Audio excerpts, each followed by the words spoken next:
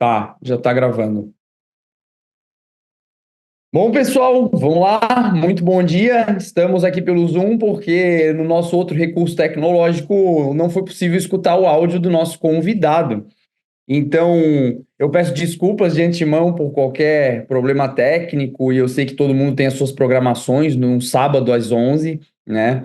Mas o importante é a gente trazer o conteúdo e deixar gravado e a gente está sempre trabalhando, né?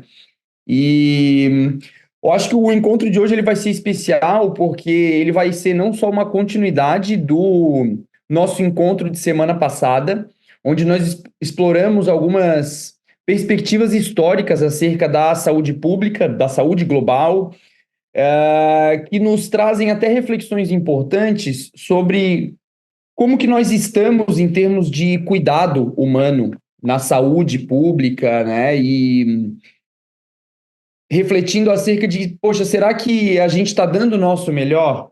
Será que a gente é capaz de, por exemplo, na universidade ensinamos, nós ensinamos ciência, a importância da ciência, e na hora da prática a gente sempre se pergunta se a gente está realmente conseguindo utilizar a ciência de alguma forma, se a gente está conseguindo traduzir na prática o que tem sido proposto, o que tem sido mostrado em termos do que é eficaz, do que não é eficaz, e isso impacta, obviamente, no tripé da prática baseada em evidência, que a gente não pode levar só em consideração a expertise do profissional, sim, isso conta bastante, e a gente precisa levar em consideração também todas as peculiaridades do paciente, do cliente, em termos de custos, em termos de contexto cultural, se aquilo é desejo dele ou não é, qual é o caminho mais rápido ou mais eficaz. E também um dos principais pontos, que para mim é o ponto mais desrespeitado, principalmente na educação física, que é o uso da melhor evidência disponível, né? Então, hoje a gente vai dar um passinho para trás e vamos tentar transitar da história da saúde pública para a história da ciência do exercício, ou a história do exercício em si. E a gente vai tentar entender que as pessoas sempre treinaram, sempre cultuaram o corpo com diferentes propósitos, mas parece que mesmo que antigamente nós carregássemos pedras ou objetos mais rudimentares e hoje nós estamos nas academias boutique, uma das coisas não mudou, que é o entendimento da força como algo para a saúde. Treinar a força para você desenvolver saúde. Claro que as pessoas ao longo do tempo vão tendo objetivos diferentes, alguns com objetivos estéticos, outros com objetivos esportivos, ao longo do tempo também alguns objetivos para a guerra, né? Mas a história é muito bonita, porque ela justifica, ela nos explica o porquê que nós estamos aqui, ou como que nós chegamos aqui. Então, eu tenho o prazer de trazer o meu convidado aqui, o Áureo. Áureo, como é que a gente faz para te botar aqui? É só eu falar que eu já apareço aqui. Isso. Meu irmão, muito obrigado por você estar presente, por tolerar esse nosso atraso aí de 20 e poucos minutos. É muito importante que tu estejas aqui com a gente. Inclusive, quem nos proporcionou esse espaço aqui foi o próprio Áureo, né? Então, ferramentas como o Zoom, eles nos ajudam, porque são simples, né? São ferramentas simples. E o importante é a gente deixar esse conteúdo publicado. Então, mais uma vez, em outro sábado, muito obrigado por você estar aqui presente, meu amigo. Eu que agradeço, Gui. É um prazer enorme estar dialogando com vocês aí. Aureão, nas aulas de. Quando a gente trata assim de história da força, história da educação física, a gente sempre se remete a tempos muito antigos, de Uhum. relatos que a gente encontra, lendas que são contadas, ou então alguns artefatos que são encontrados por arqueólogos. Então, algumas coisas já nos remetem, cara, à antiguidade mesmo, às primeiras civilizações, a Síria, Uhum. Babilônia, Egito, Palestina, Pérsia, e tem uma imagem antiga que eu sempre compartilho em aula, que é do Saint Jerome. Eu não sei se ele era um padre antigo, que ele falava sobre a disciplina do levantamento de pesos já na época. Uhum. Passa um pouco tempo, entre a Grécia Antiga, a gente tem relatos da Pedra de Tera, que era uma Uhum. pedra que, em princípio, foi carregada, uma pedra de 480 quilos, que foi levantada por Eumastas, filho de Cróstobulos, e É. que nesse dia exatamente, esse indivíduo me levantou da terra. Isso está É, gravado na pedra. é. Sendo que, óbvio, que a gente sabe, recentemente, um dos maiores pesos levantados aí no agachamento terra, que é você pegar a barra do chão e conseguir tirar ela do Uhum. chão, foi de 460 quilos, 20 quilos a menos do que essa pedra aqui. E ó, que o É, cara é grande, viu? E com é, métodos de treinamento, com recurso ergogênico, com tudo é. disponível que a gente tem hoje, né? Passa mais um tempo entre a história do Milo de Crotona, que foi um indivíduo que desenvolveu força carregando um bezerro nas costas. E à medida que esse bezerro ia ganhando peso, ele ia ganhando força, ia se desenvolvendo. E ficou uma Uhum. lenda muito conhecida porque ele foi um indivíduo que adentrou, e esses são relatos reais, ao que parece, ele adentrou em Olímpia, nos Jogos da Antiguidade, com a sua estatueta de bronze nas costas. E na época os caras, assim, não só levantavam peso, né? Era lutador, era tudo ao mesmo tempo. Uhum. Generalista mesmo. Relatos relatos de Sócrates, cara, no Império Romano, assim, ou naquela época, né, que tinha uma frase dele que era mais ou menos assim: nenhum cidadão tem o direito de ser amador em termos em matéria de treinamento físico, né? Por exemplo, Uhum. ele fala que vergonha para um indivíduo envelhecer sem ter aproveitado, sem ter visto os benefícios e a beleza do corpo humano. Aí entra Galeno, preservação da saúde. E aí a coisa vem vindo e essa preocupação, de alguma forma, com você desenvolver o corpo, ela sempre aparece. E entra um Uhum. período de renascença que aí a coisa parece que puf, explode com algum conteúdo de arte, as primeiras obras significantes aparecendo. Cara, como é que a gente se encontra nessa história inteira? Assim, o que que tu consegue pensar para a gente de fatos bem importantes? O que que é real, o que que não é, dentro da tua expertise? Cara, eu concordo contigo muito, Gui, na questão de que não há exatamente um início, né? As pessoas, seres humanos, são animais que se movem, que estão imbuídos em um determinado contexto, né? E que, como os outros animais, né, que já existiam milhões de anos antes do nosso gênero aparecer, né? Há 2 milhões de anos atrás, quando os hominídeos aparecem, né? E depois, há 300 mil anos, né? Ou 250 mil anos, tem o debate e tal, de quando surge o Homo sapiens e etc. A gente sempre se moveu, a gente sempre precisou comer, a gente sempre precisou rastejar, escalar. Lembremos que quando a gente era caçador e coletor, né?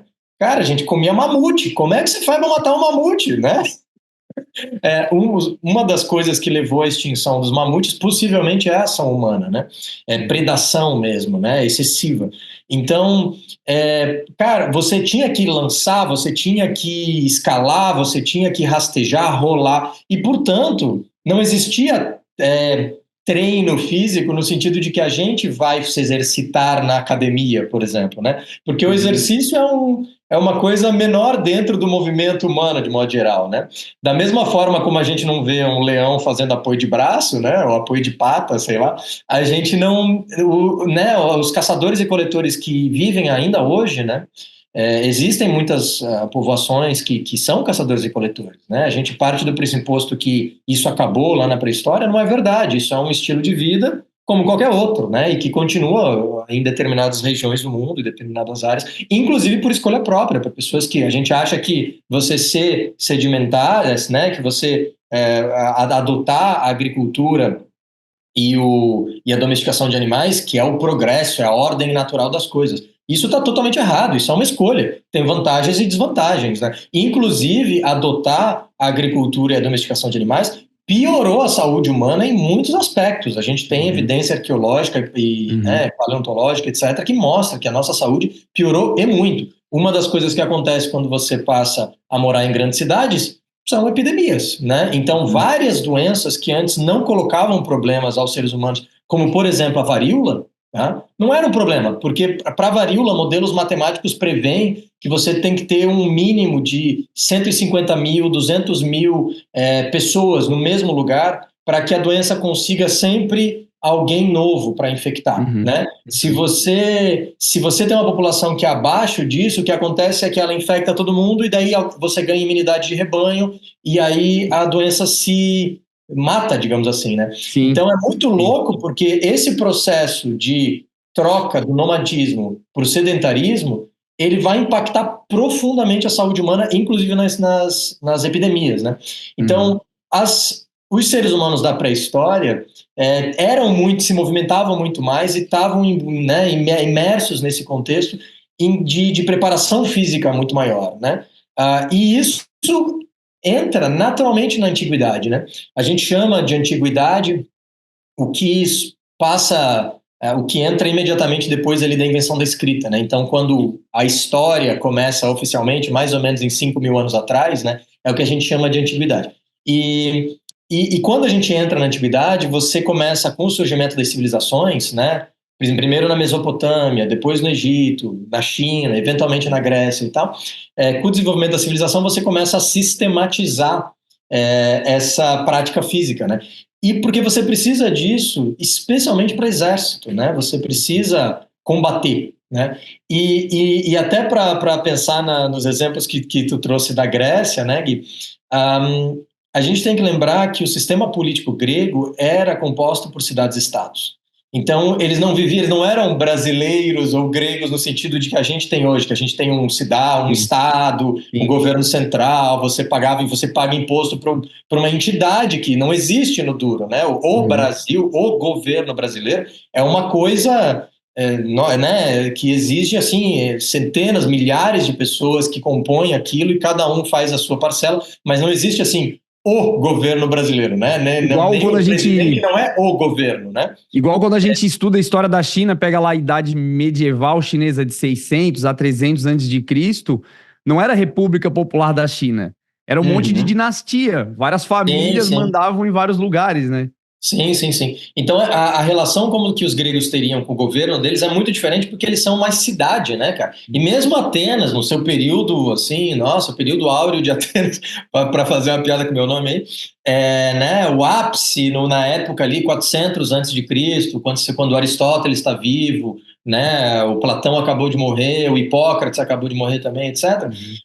Mesmo nesse momento, quantos habitantes tem Atenas? 70 mil, 80 mil, 100 mil. Então, uma cidade de 100 mil habitantes, cara, é uma cidade em que você não conhece todo mundo, mas você tem uma certa... Você consegue se movimentar com algum grau de conhecimento bastante amplo, né? E se você tem só 100 mil habitantes e a tua cidade, o teu país, no caso, né? O teu país entra em guerra com outro país, que é outra cidade, como aconteceu entre Atenas e Esparta, você ou contrata alguém para lutar a guerra com você, mercenários, que custa muito dinheiro e não é confiável, porque o teu inimigo pode pagar melhor que você e você se ferrar. Então você tem que lutar sua própria guerra, né? E aí o que acontece é que os próprios cidadãos são os soldados. Esse é o modelo político atual também, né? A questão é que o Brasil tem 230 milhões, então a gente consegue selecionar alguns especialistas que vão ser soldados, né? A questão é que na Grécia você tinha uma população muito menor, então você não consegue montar um exército especializado que nem o nosso. Os próprios cidadãos que têm as suas profissões têm que se manter ativos fisicamente, têm que fazer treino militar, porque eventualmente se der caô, eles têm que ir lá representar a própria cidade. E vejam que não é um treco tão patriótico como a gente veria, né? É uma coisa assim, se essa guerra for perdida, cara, você vira escravo, a tua família passa na ponta de faca e a tua casa é tomada e as tuas posses viram a posse do conquistador. Então, você não tem nem muita grande escolha, não é uma coisa assim, eu vou defender os meus ideais. Que ideais do caralho? Você vai lá defender a tua vida e a tua propriedade, entendeu? E a tua família mesmo. Então, por causa disso, você cultuar o físico, você... É um dever, inclusive civil, é uma questão de sobrevivência mesmo, sabe? Então, a estética está no meio, tá? A arte está no meio, sim. A questão social do esporte, né?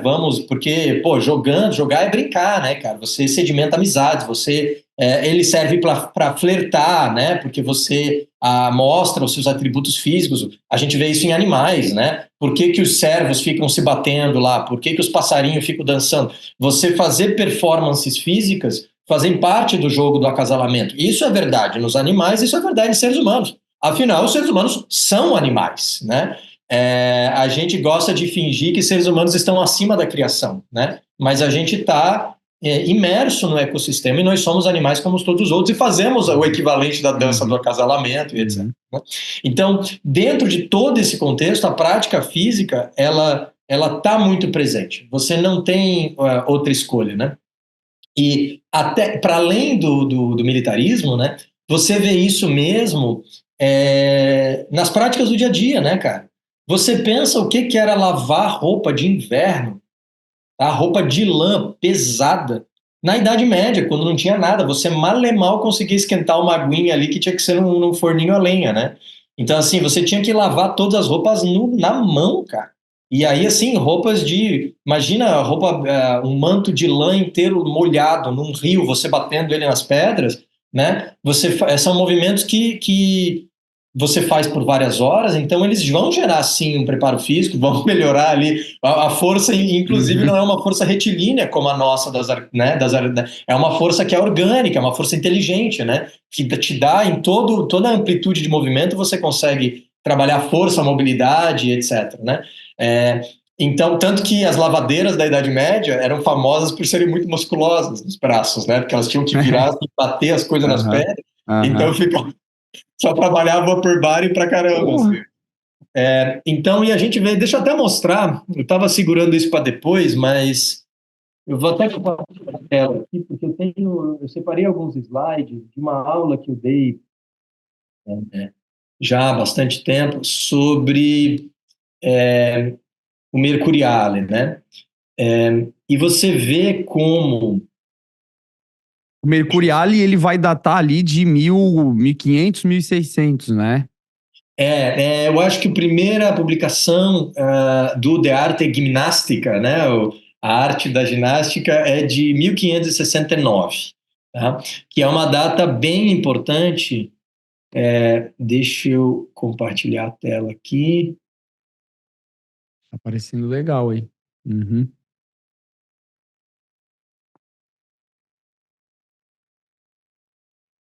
Peraí. Quando a gente fala sobre a história da educação física, a história das ciências, do esporte, sempre chegam nessas datas assim, parece que as coisas mais importantes, sabe? Então, aquele crescente interesse sobre anatomia, fisiologia, saúde, parece que data ali 1400, 1500, aí a gente até estava conversando, né? Tem uma data que marca a primeira escola de educação física criada por Vitorino da Feltre, de 1420, e aí entra lá em 1553, não Itália, mas Espanha, o primeiro livro dedicado inteiramente a exercícios e os seus benefícios, que é um livro do Spaniard Cristóbal. E aí, esses primeiros livros, essas primeiras obras parecem surgir exatamente desse período histórico, né? Mas eu só faço um adendo, Gui, que isso está factualmente correto, né? Mas aí entra o papo que a gente conversou da aula passada, né? Do porquê que é importante que os historiadores façam a história, né? E não os funcionários da saúde acharem que é simplesmente olhar. Por que isso acontece, né? Quando a gente conta a narrativa dessa forma, parece que antes do Renascimento ninguém se importava com o assunto, né? E de repente a galera acordou. Nossa, vamos. Não é por que a gente passa a ter livro a partir do Renascimento? Porque a tecnologia para fazer livros apareceu no Renascimento. Então, assim, antes as pessoas se preocupavam sobre o assunto, eles praticavam o assunto, só que não tinha como escrever livro, não tinha, ou melhor, tinha como escrever, só que não era prático. Porque se você escrevia um livro, você tinha, parabéns, uma cópia. Aí qualquer outra pessoa que quisesse ler o teu livro tinha que sentar e copiar à mão o teu livro inteiro. Então, assim, era muito mais complicado para o conhecimento se difundir. Era muito mais fácil eu organizar um curso e ensinar para o cara o que eu tinha para ensinar de exercício do que eu pegar e escrever um livro para ele ter que copiar e etc. A partir do momento em que você tem a imprensa e que você consegue fazer várias cópias de um mesmo manuscrito de forma bem mais fácil e bem mais barata, né? E aí também o papel passa a ser mais acessível, porque antes você tinha que fazer isso usando couro. Couro é caro, até hoje, sempre foi caro, né? Então, o motivo do porquê as pessoas não escreviam livros sobre o assunto não é porque elas não se interessavam, mas sim porque não tinha tecnologia para fazer isso. A partir do momento que passa a existir a tecnologia, 1450 e pouquinhos, aí a tecnologia vai se aperfeiçoando. Quando entra em 1500, a coisa explode. E isso especialmente explode porque, a partir de 1500, eles conseguem fazer ilustrações com um grau de qualidade bastante bom. Então, agora, você junta duas coisas. Você consegue fazer um livro que você consegue replicar de forma fácil e mais barata, e você consegue ilustrar esse livro, né? Porque antes, quando eram manuscritos, mesmo se você fizesse ilustrações maravilhosas, a pessoa que for copiar o teu manuscrito também tem que ser um bom desenhista. Se o cara não fosse bom desenhista, já ia ficar pior, entendeu? Então, o que começa a acontecer ao longo da história, antes dos livros, né, quando eram manuscritos, o que começa a acontecer é que você tem uma versão maravilhosa no início, que podia ser incrível, com ilustrações maravilhosas, e aí, conforme as pessoas iam copiando, ia piorando, piorando, piorando, piorando, até que chegava um ponto em que era tão ruim as ilustrações que não servia mais para nada, sabe? Então, o grande trunfo do Renascimento é o fato de que você escreve o livro, faz as imagens e você consegue retirar inúmeras cópias sem perder a qualidade da coisa, né? Então, e aí nesse contexto passa a valer a pena, ao invés de você montar uma escola de educação física, que era o que as pessoas faziam antes, né? Você passa a valer a pena você escrever o teu livro, porque de agora você começa a surgir um novo mercado, você pode viver disso. E é nesse contexto que o Girolamo Mercurialer vai escrever o De Arte Ginástica, né, em 1569, que, veja, é muito interessante, o nome é em latim, tá? E vários pedaços são em latim, mas a essência do texto muitas vezes está em italiano, tá? Então, veja que tem uma aplicação prática, inclusive, né? E ele diz que isso é para a saúde também, né? Para manter. Deixa eu voltar aqui, ó. O livro anterior, né? O livro do Cristóbal Mendes, aí, que tem vários nomes, porque às vezes a gente se refere a ele com nome em latim e tal, mas Libro del Ejercicio Corporal y de sus Provechos, a 1553. E vejam aqui, o livro do exercício corporal e dos seus benefícios, né? Através do qual qualquer pessoa poderá entender qual seja o exercício necessário para conservar a sua saúde. Então, já de início, né, você passa a encontrar essa relação entre exercício e saúde, que as pessoas sempre perceberam que quem pratica exercício tem uma saúde melhor, isso é bem evidente, né? E muitos desses intelectuais que vão escrever esses manuais, né, vão, na verdade, se basear em exercícios militares, né? E você vê isso no próprio Mercuriale, em que as ilustrações, né, são ilustrações como essa, né, em que ou você tem exercícios de guerra, né, como aqui a gente vê na direita vocês estão vendo a minha tela aqui, né? Está aparecendo as imagens para vocês. Tá. Em que a gente vê duas falanges ali se confrontando, e daí as pessoas fazendo a estratégia ali, você tem os intelectuais ali sentados e coordenando, né, os professores e tal, e você tem a galera conduzindo os exercícios militares, né? Mas também uma outra coisa que também é a base do exercício físico no Renascimento, né, vai ser construção, né, cara? Porque assim, se você pensa hoje, você tem que pensar que você não tinha. A única coisa que poderia te ajudar a levantar peso no Renascimento eram polias, planos inclinados, coisas assim, né? Você fazer uma alavanca, mas acaba por aí. Você não tem eletricidade, você não tem poder hidráulico, você não tem vapor, você não tem nada, entendeu? É tudo no lombo de ser humano ou de animal, né? Então os caras viravam uns parrudaço, né? E a gente tem... imagina você, o que era você extrair mármore, por exemplo, para escultura. O próprio Michelangelo, cara, o cara era um fisiculturista mesmo, assim. Você tem desenhos do Michelangelo dele próprio, né, em que esse corpo ideal grego, né, do fisiculturista é muito interessante, porque o cara atingia esse corpo sem ir para academia, ele atingia esse corpo trabalhando, ele ia lá quebrar, né? E aí tem que quebrar o mármore, tem que puxar o mármore, tem que carregar o mármore, tem que escalar para. Então, assim, o cara puxava, o cara empurrava, o cara fazia o seu abdominal ali, a sua isometria, né? Na hora de carregar a coisa. Então, e é isso que a gente vê nessa imagem da esquerda, né? Eles estão treinando, carregando o saco, carregando aqui na mão, parece que tem um halterezinho, né? Carregando umas pedras enormes. Uma outra forma de pensar também, talvez associada, né, Aurão? Que é a pessoa ela ter uma genética favorecida, porque nem todo mundo tem uma genética favorecida para ser Claro, grande. Isso a gente já sabe na claro, claro. ciência. E às vezes a pessoa tem uma genética favorecida para ser grande, até a tipagem de fibras musculares responde por isso, e ela ao longo do tempo acaba sendo selecionada para essas tarefas, né? Ó, tu Sim, é grande, vem aqui, bicho, vamos carregar essa claro, pedra, entendeu? claro, com Claro que certeza. não por convite, muitas vezes era o escravo, né? Pega, vem Sim, pra sim, cá sim. e toca o pau, né? Um viés de confirmação, isso mesmo, isso mesmo. E Uhum. além disso, a gente tem que lembrar, né, Gui, que a alimentação dessa época, em muitos critérios, era deficiente, né? A carne, por exemplo, não era acessível a todo mundo, então muitos deles sofriam de deficiência proteica e tal. Então tem muito problema de desnutrição na Idade Média, até o século XX, na verdade, né? Mas uma coisa não acontecia, né? Obesidade raramente era um problema, porque é muito difícil você ser obeso comendo só comida normal. Isso aqui é o mundo pré-industrialização, né, cara? Não existe Uhum. comida industrializada aqui. Então, assim, não existe. A galera nunca viu plástico, não existe nem plástico ainda, né? Então, a comida que Uhum. os caras comiam eram todas coisas naturais e era majoritariamente vegetal, né? Então, basicamente, também tem isso, né? Além disso, os caras eram. A definição era muito maior porque a galera era muito Uhum. mais magra também, né? Então, Sim. esses corpos que a gente vê nas pinturas, que pra gente parece uma coisa de artista de TV, sei lá, raramente você vê alguém que seja assim, fortão, que nem a gente vê em tantas imagens, né, e que seja trincado, como é tão comum a gente ver nas revistas.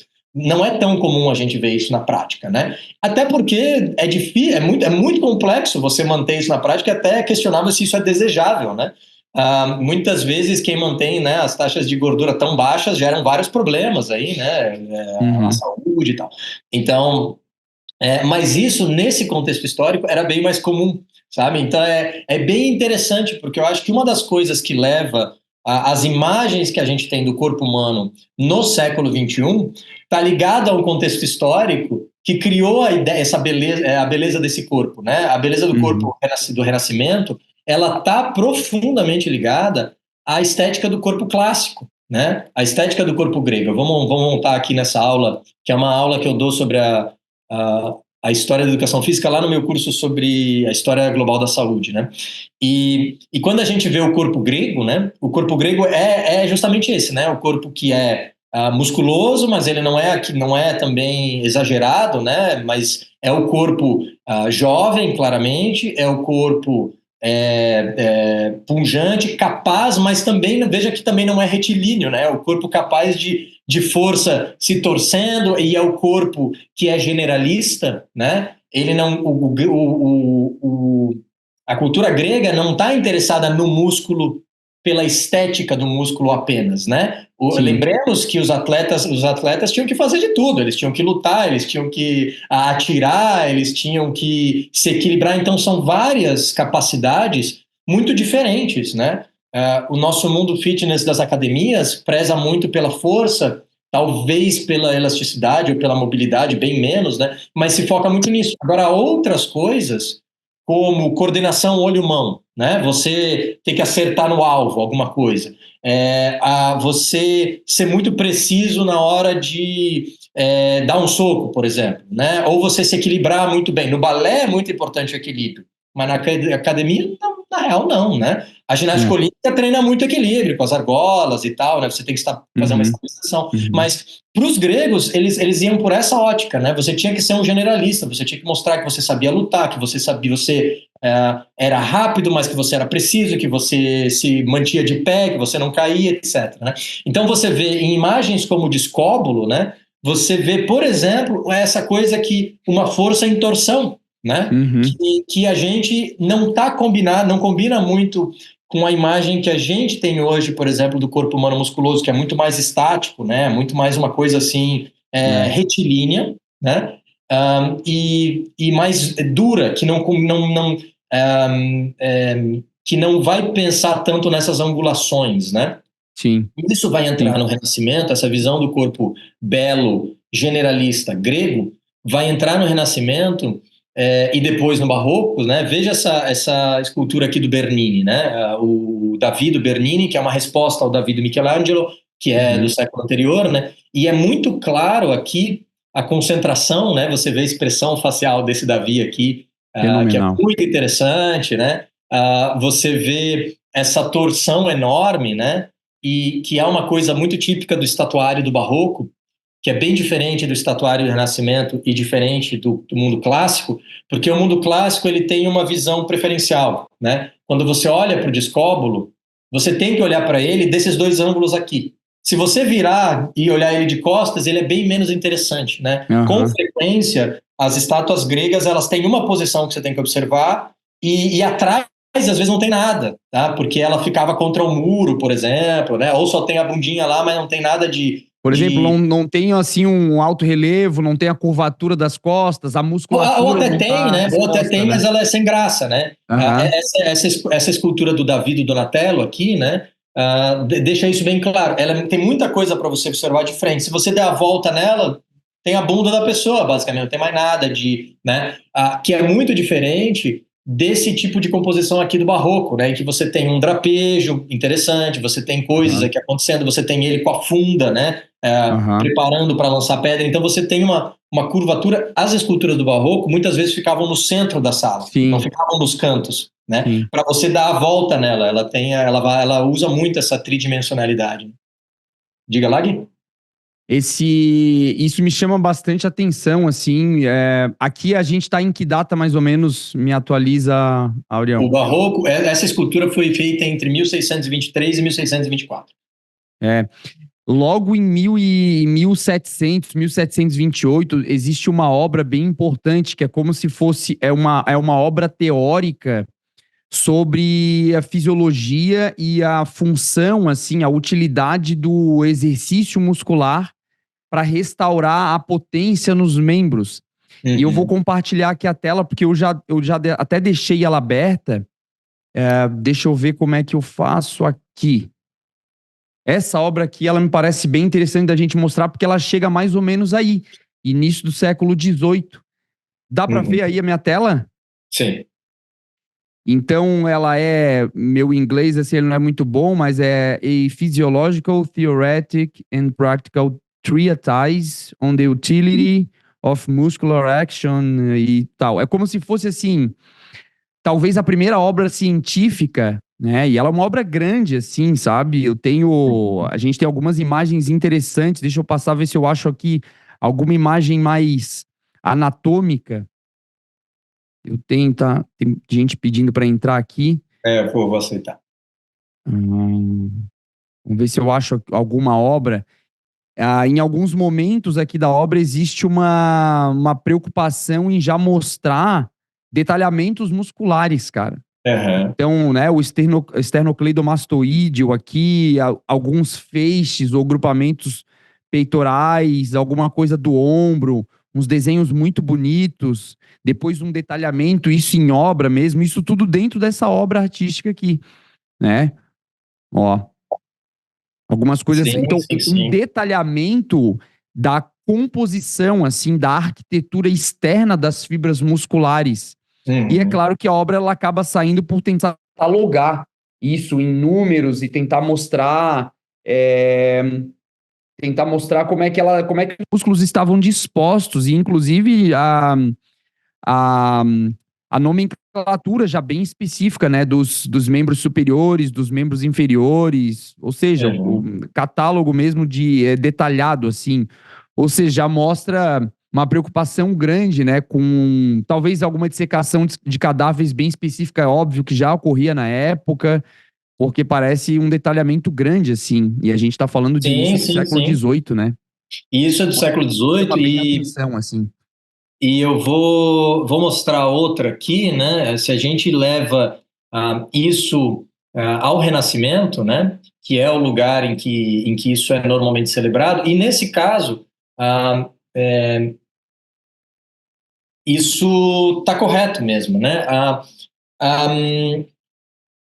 Normalmente a gente escuta na escola, ou de novo, nos livros que não são escritos por historiadores, né? Os livros de história da saúde que são escritos por profissionais da saúde, com frequência também cometem esse erro da suposta lenda de que não se faziam dissecações antes do Renascimento e ninguém nunca tinha aberto o corpo humano e etc.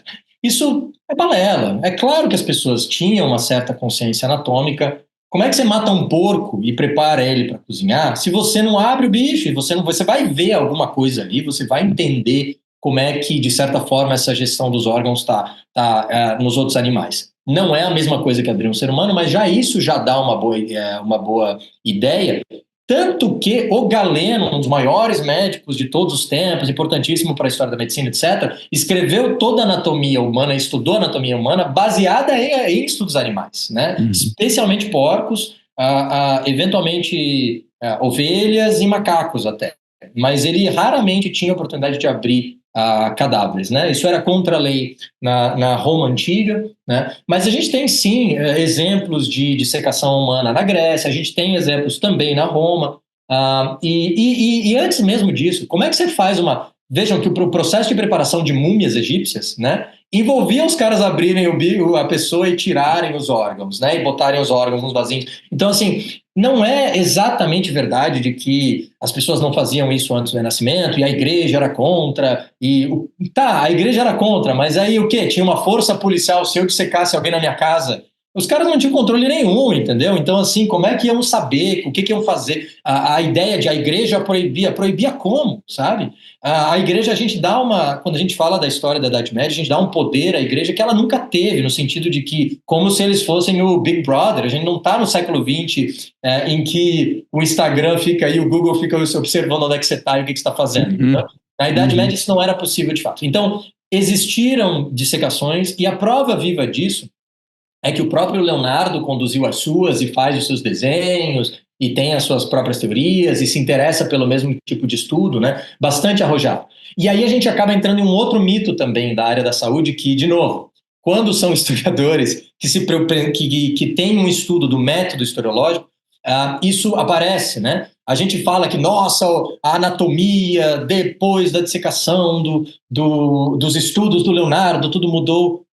Sim e não. Na verdade, nada mudou, porque o Leonardo escreveu, ele fez estudos, anotou no caderninho dele, que lembremos, era escrito em código, tá? Ele tinha que ser lido no espelho, né? Então ele era cifrado. E aí ele fechou o seu caderninho, morreu, e o caderninho ficou lá, e o código só foi decifrado no século XIX. Então ele produziu um monte de conhecimento científico que teve impacto científico, pelos zero impacto científico, nos próximos 300 anos. Ninguém consultou nada do Leonardo, e ele teve absolutamente zero impacto na história da ciência, porque ninguém leu essas coisas, porque estava cifrado. Isso só foi decodificado no século XIX, e aí que se vai se mergulhar no Leonardo, muitas vezes mais como curiosidade histórica, porque nesse meio tempo outras pessoas chegaram às mesmas conclusões. Então, de novo, não é porque esse desenho existe e foi produzido lá em 1500 que ele teve algum impacto na história. É um erro metodológico da história você achar que isso existia logo, isso causou efeito. Não é necessário. Assim, Isso é o tipo de erro que é causado por não historiadores, né?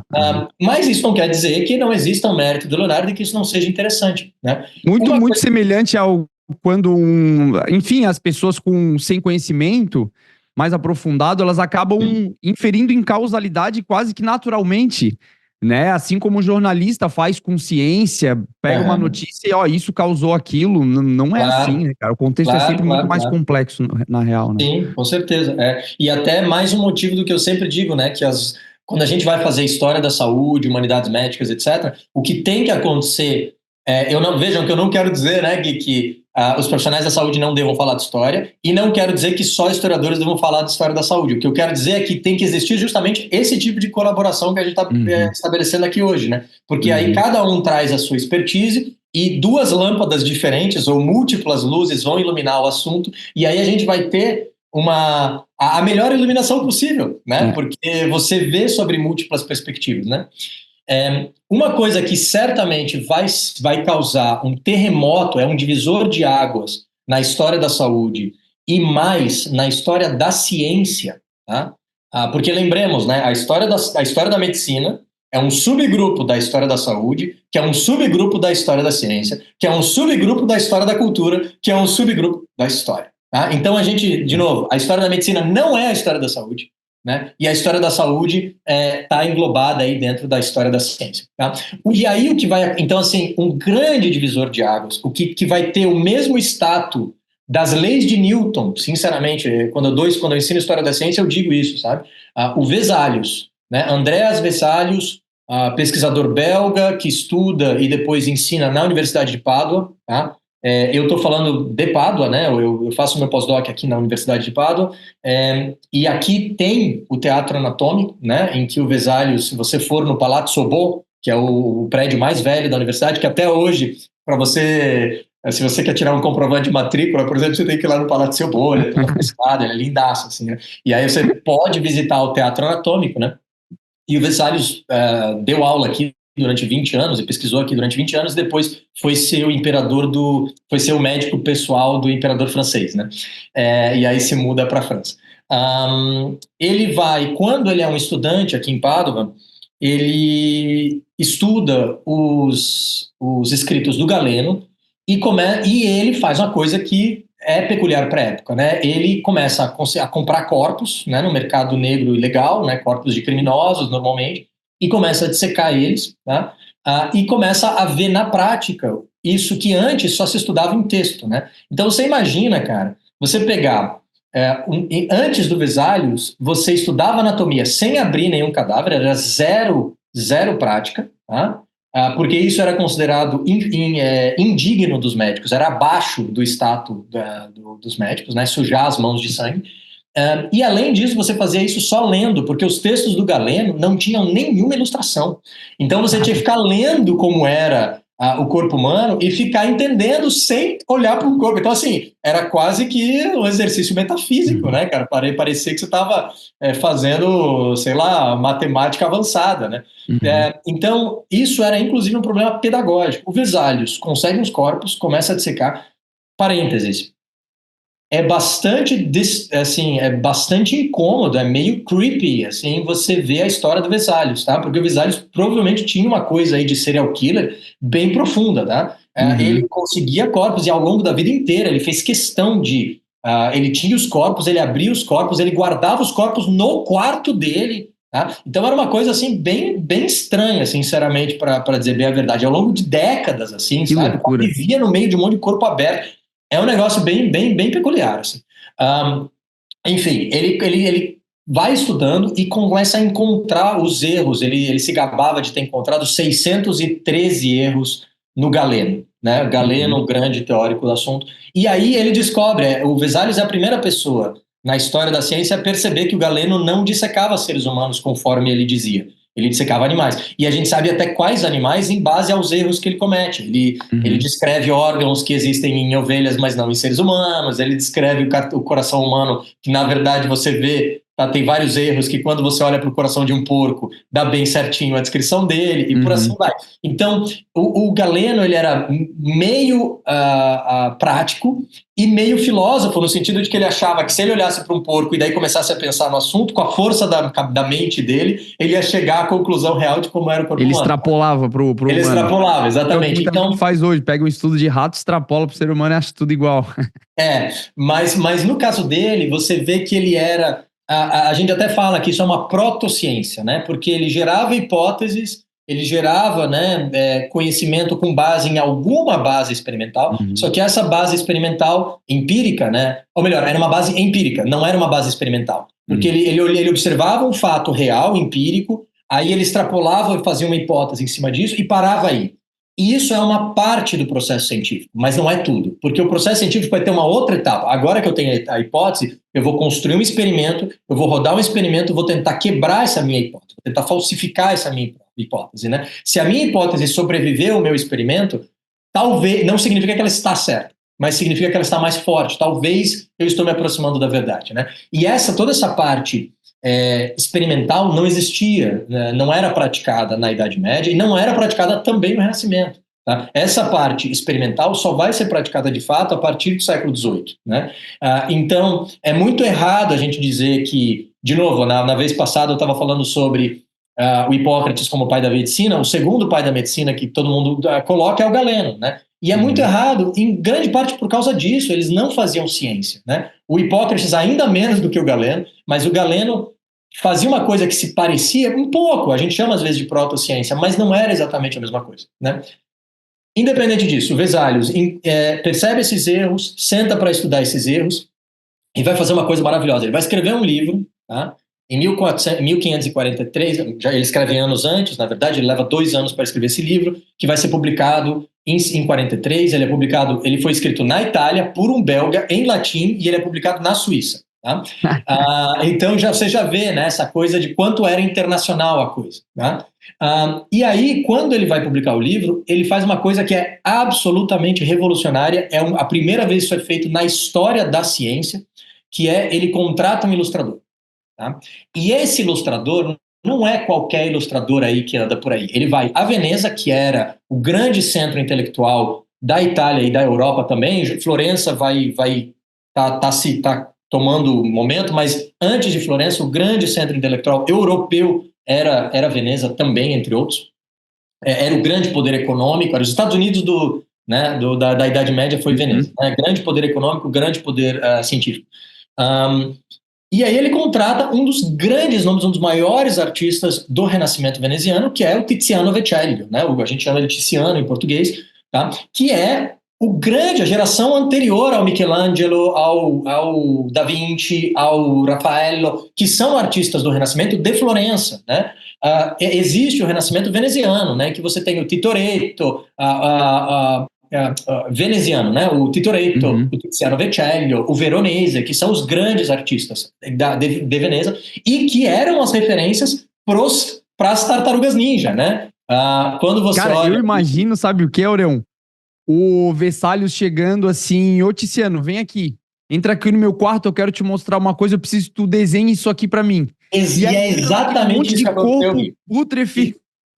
Isso é exatamente isso aí, ó. Isso é exatamente o que aconteceu.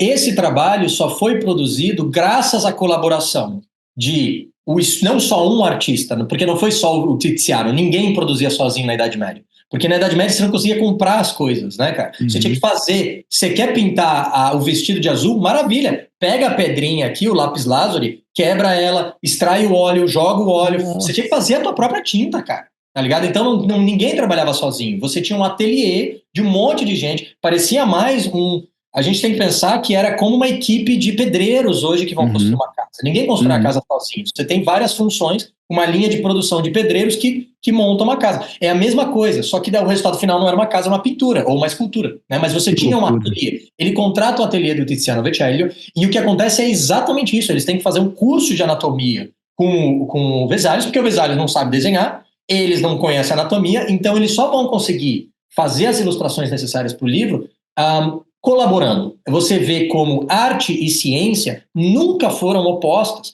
Isso é uma coisa que o século XX vai inventar. Arte e ciência sempre andaram de mãos dadas. E eu vou querer mostrar alguns exemplos usando essas ilustrações.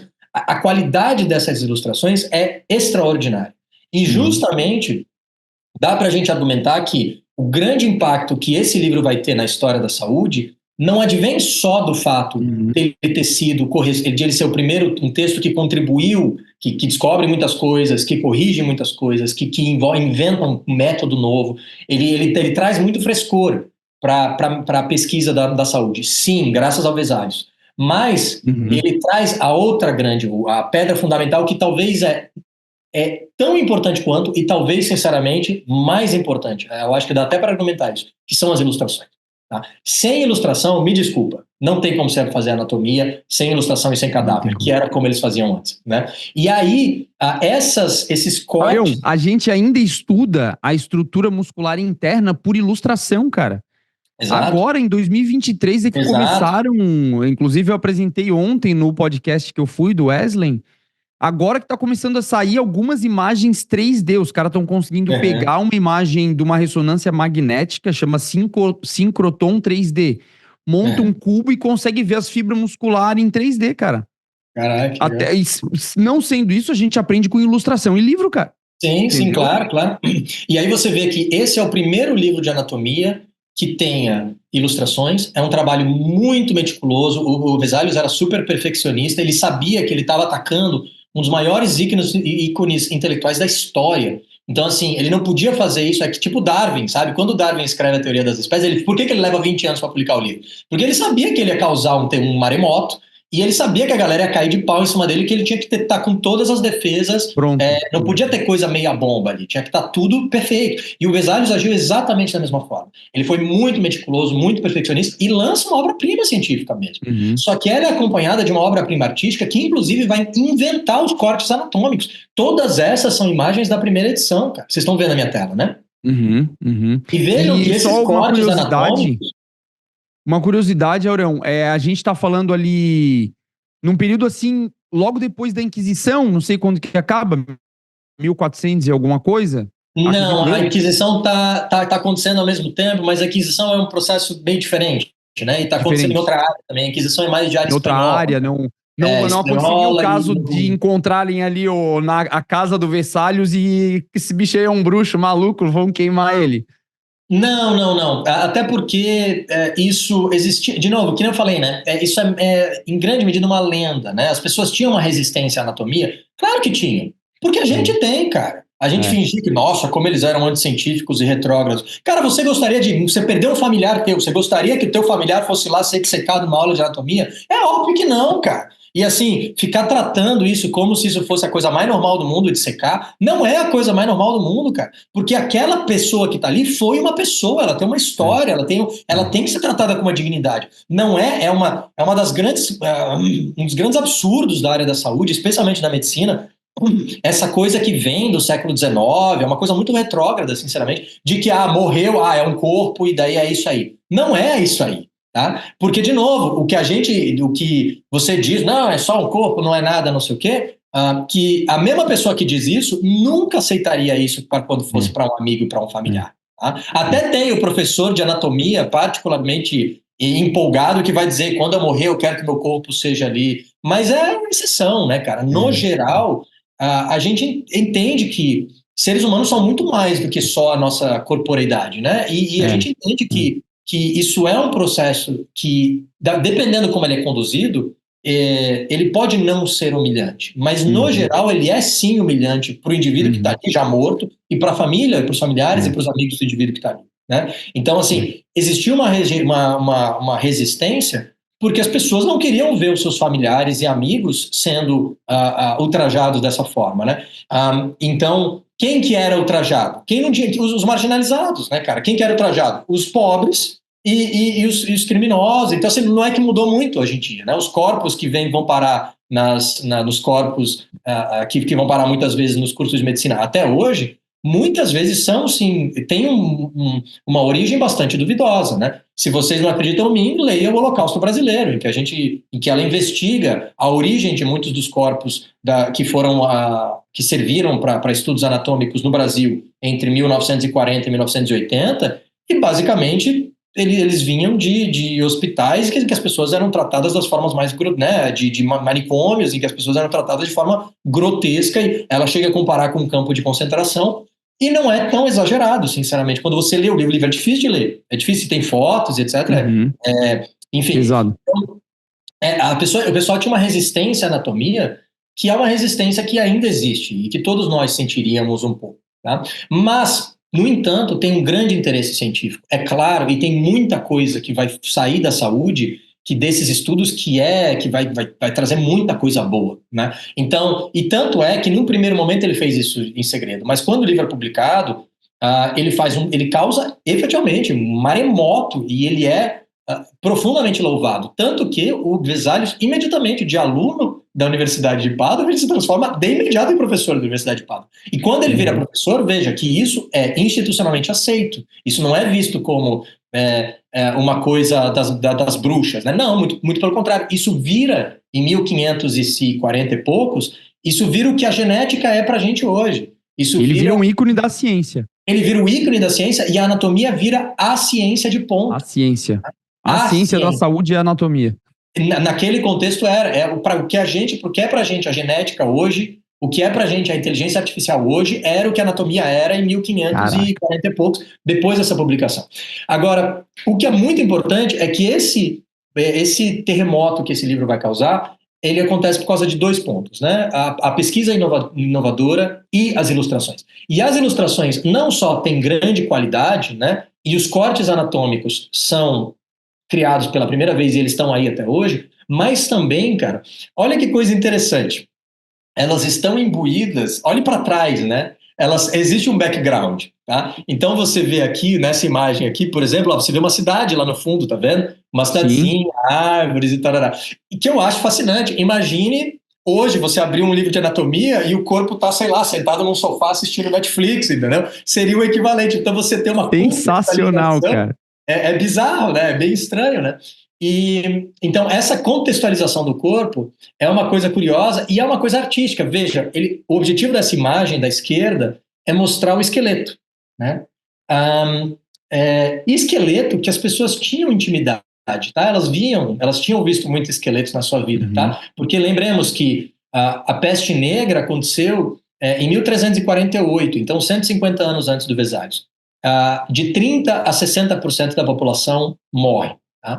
E essas pessoas não eram nem enterradas, tá? Então, muitas vezes as pessoas apodreciam e ficavam em área aberta, tá? Pegando chuva, etc. Então, o corpo se desfaz muito rápido e você fica de fato com a alçada pegando sol e tal. Os animais comem pedaços. Então, basicamente, as pessoas viam, tinha muitos ossuários. E aí, uma das coisas que eles fazem depois da peste negra é justamente coletar esses ossos que já estão sem nada, né? E daí eles guardam em ossuários. É muito, muito comum. Áudio, A me Idade chama Média, muito. Cara, me chama muito a atenção a qualidade da ilustração. Às vezes as pessoas não conseguem entender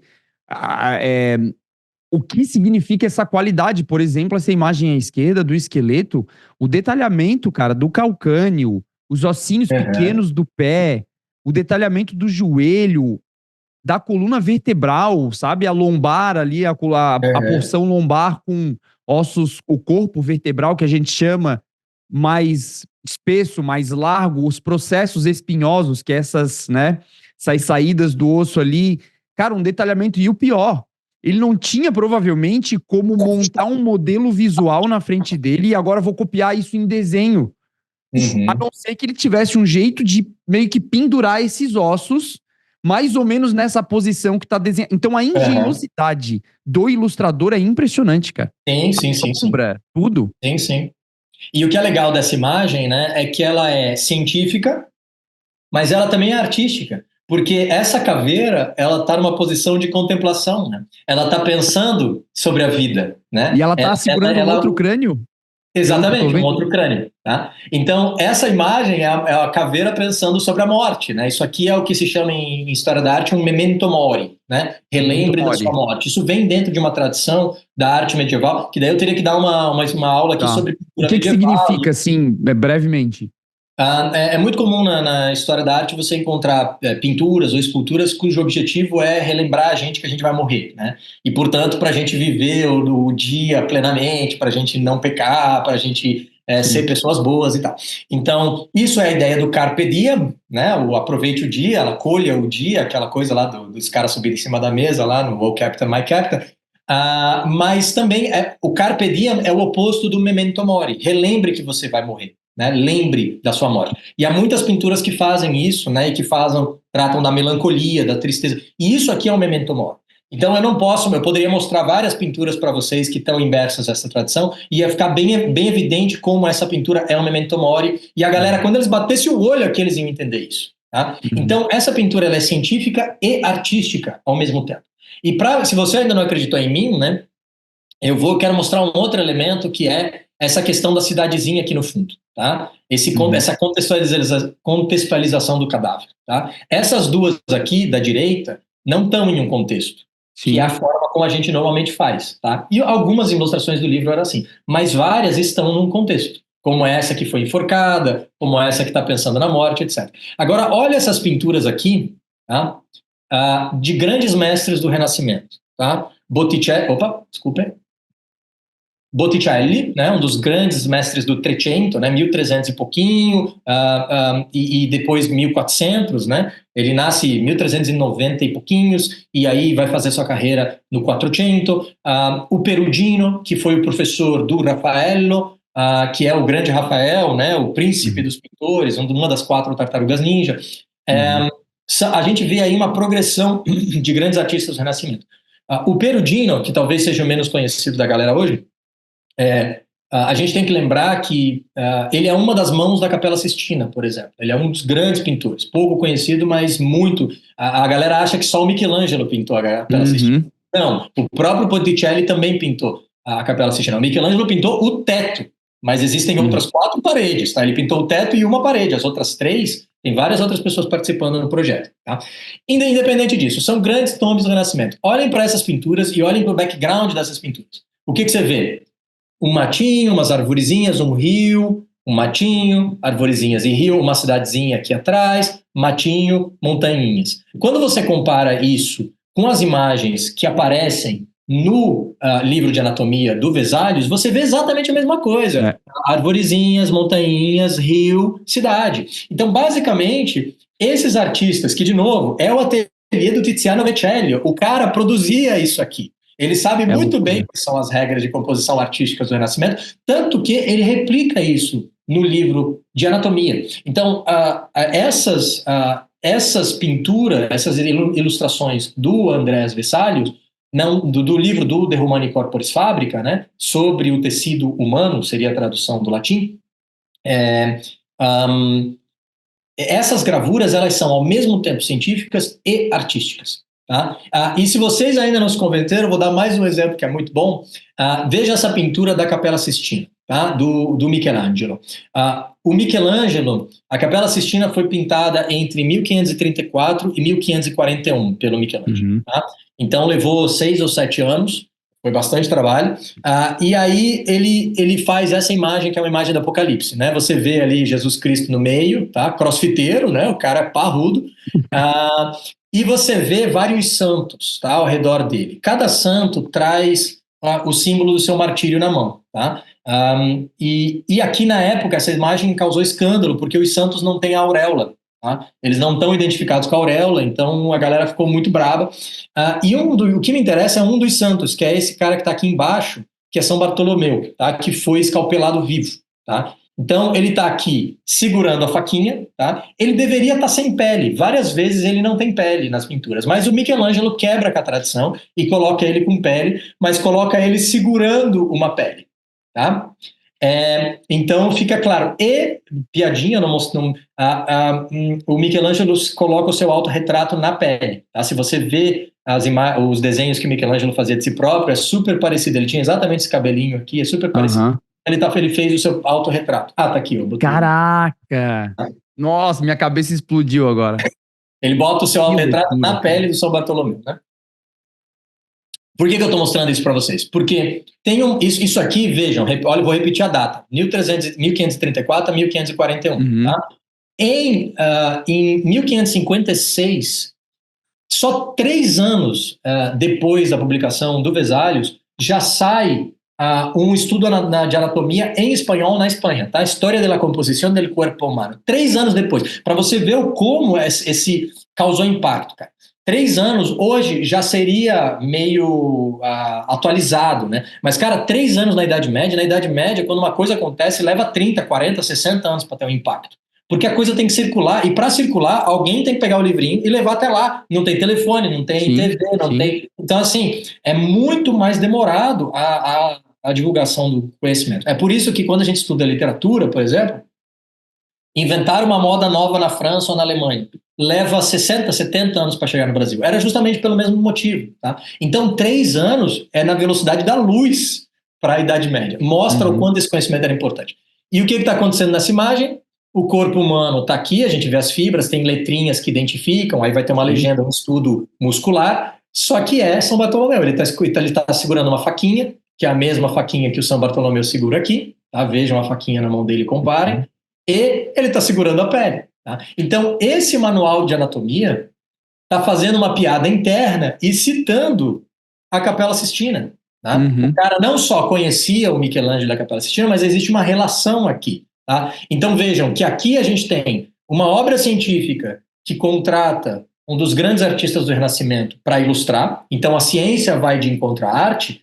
Tá? E aqui o que acontece é o contrário, é de novo, né? A ciência, o manual de anatomia vai lá copiar o Michelangelo na parede. Tá?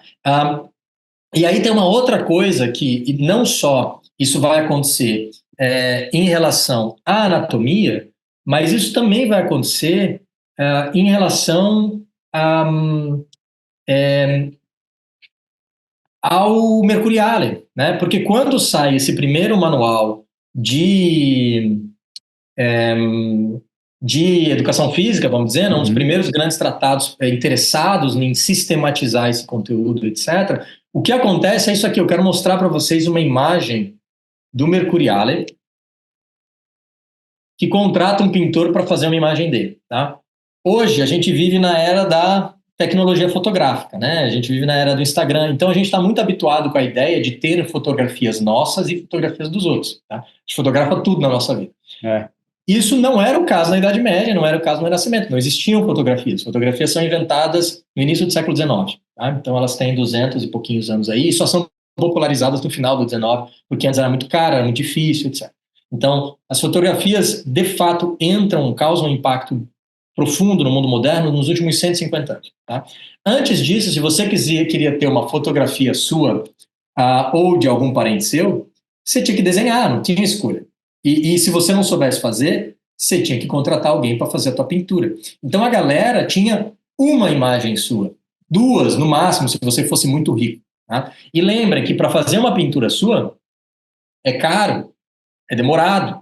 Né? Você tem que ficar sentado lá, leva meses. Né? O pintor não pode fazer mais nada, então você tem que pagar o cara o suficiente para ele pagar o aluguel, comer.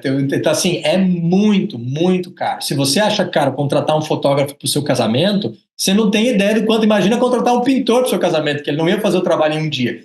Ele ia levar meses trabalhando. Tá?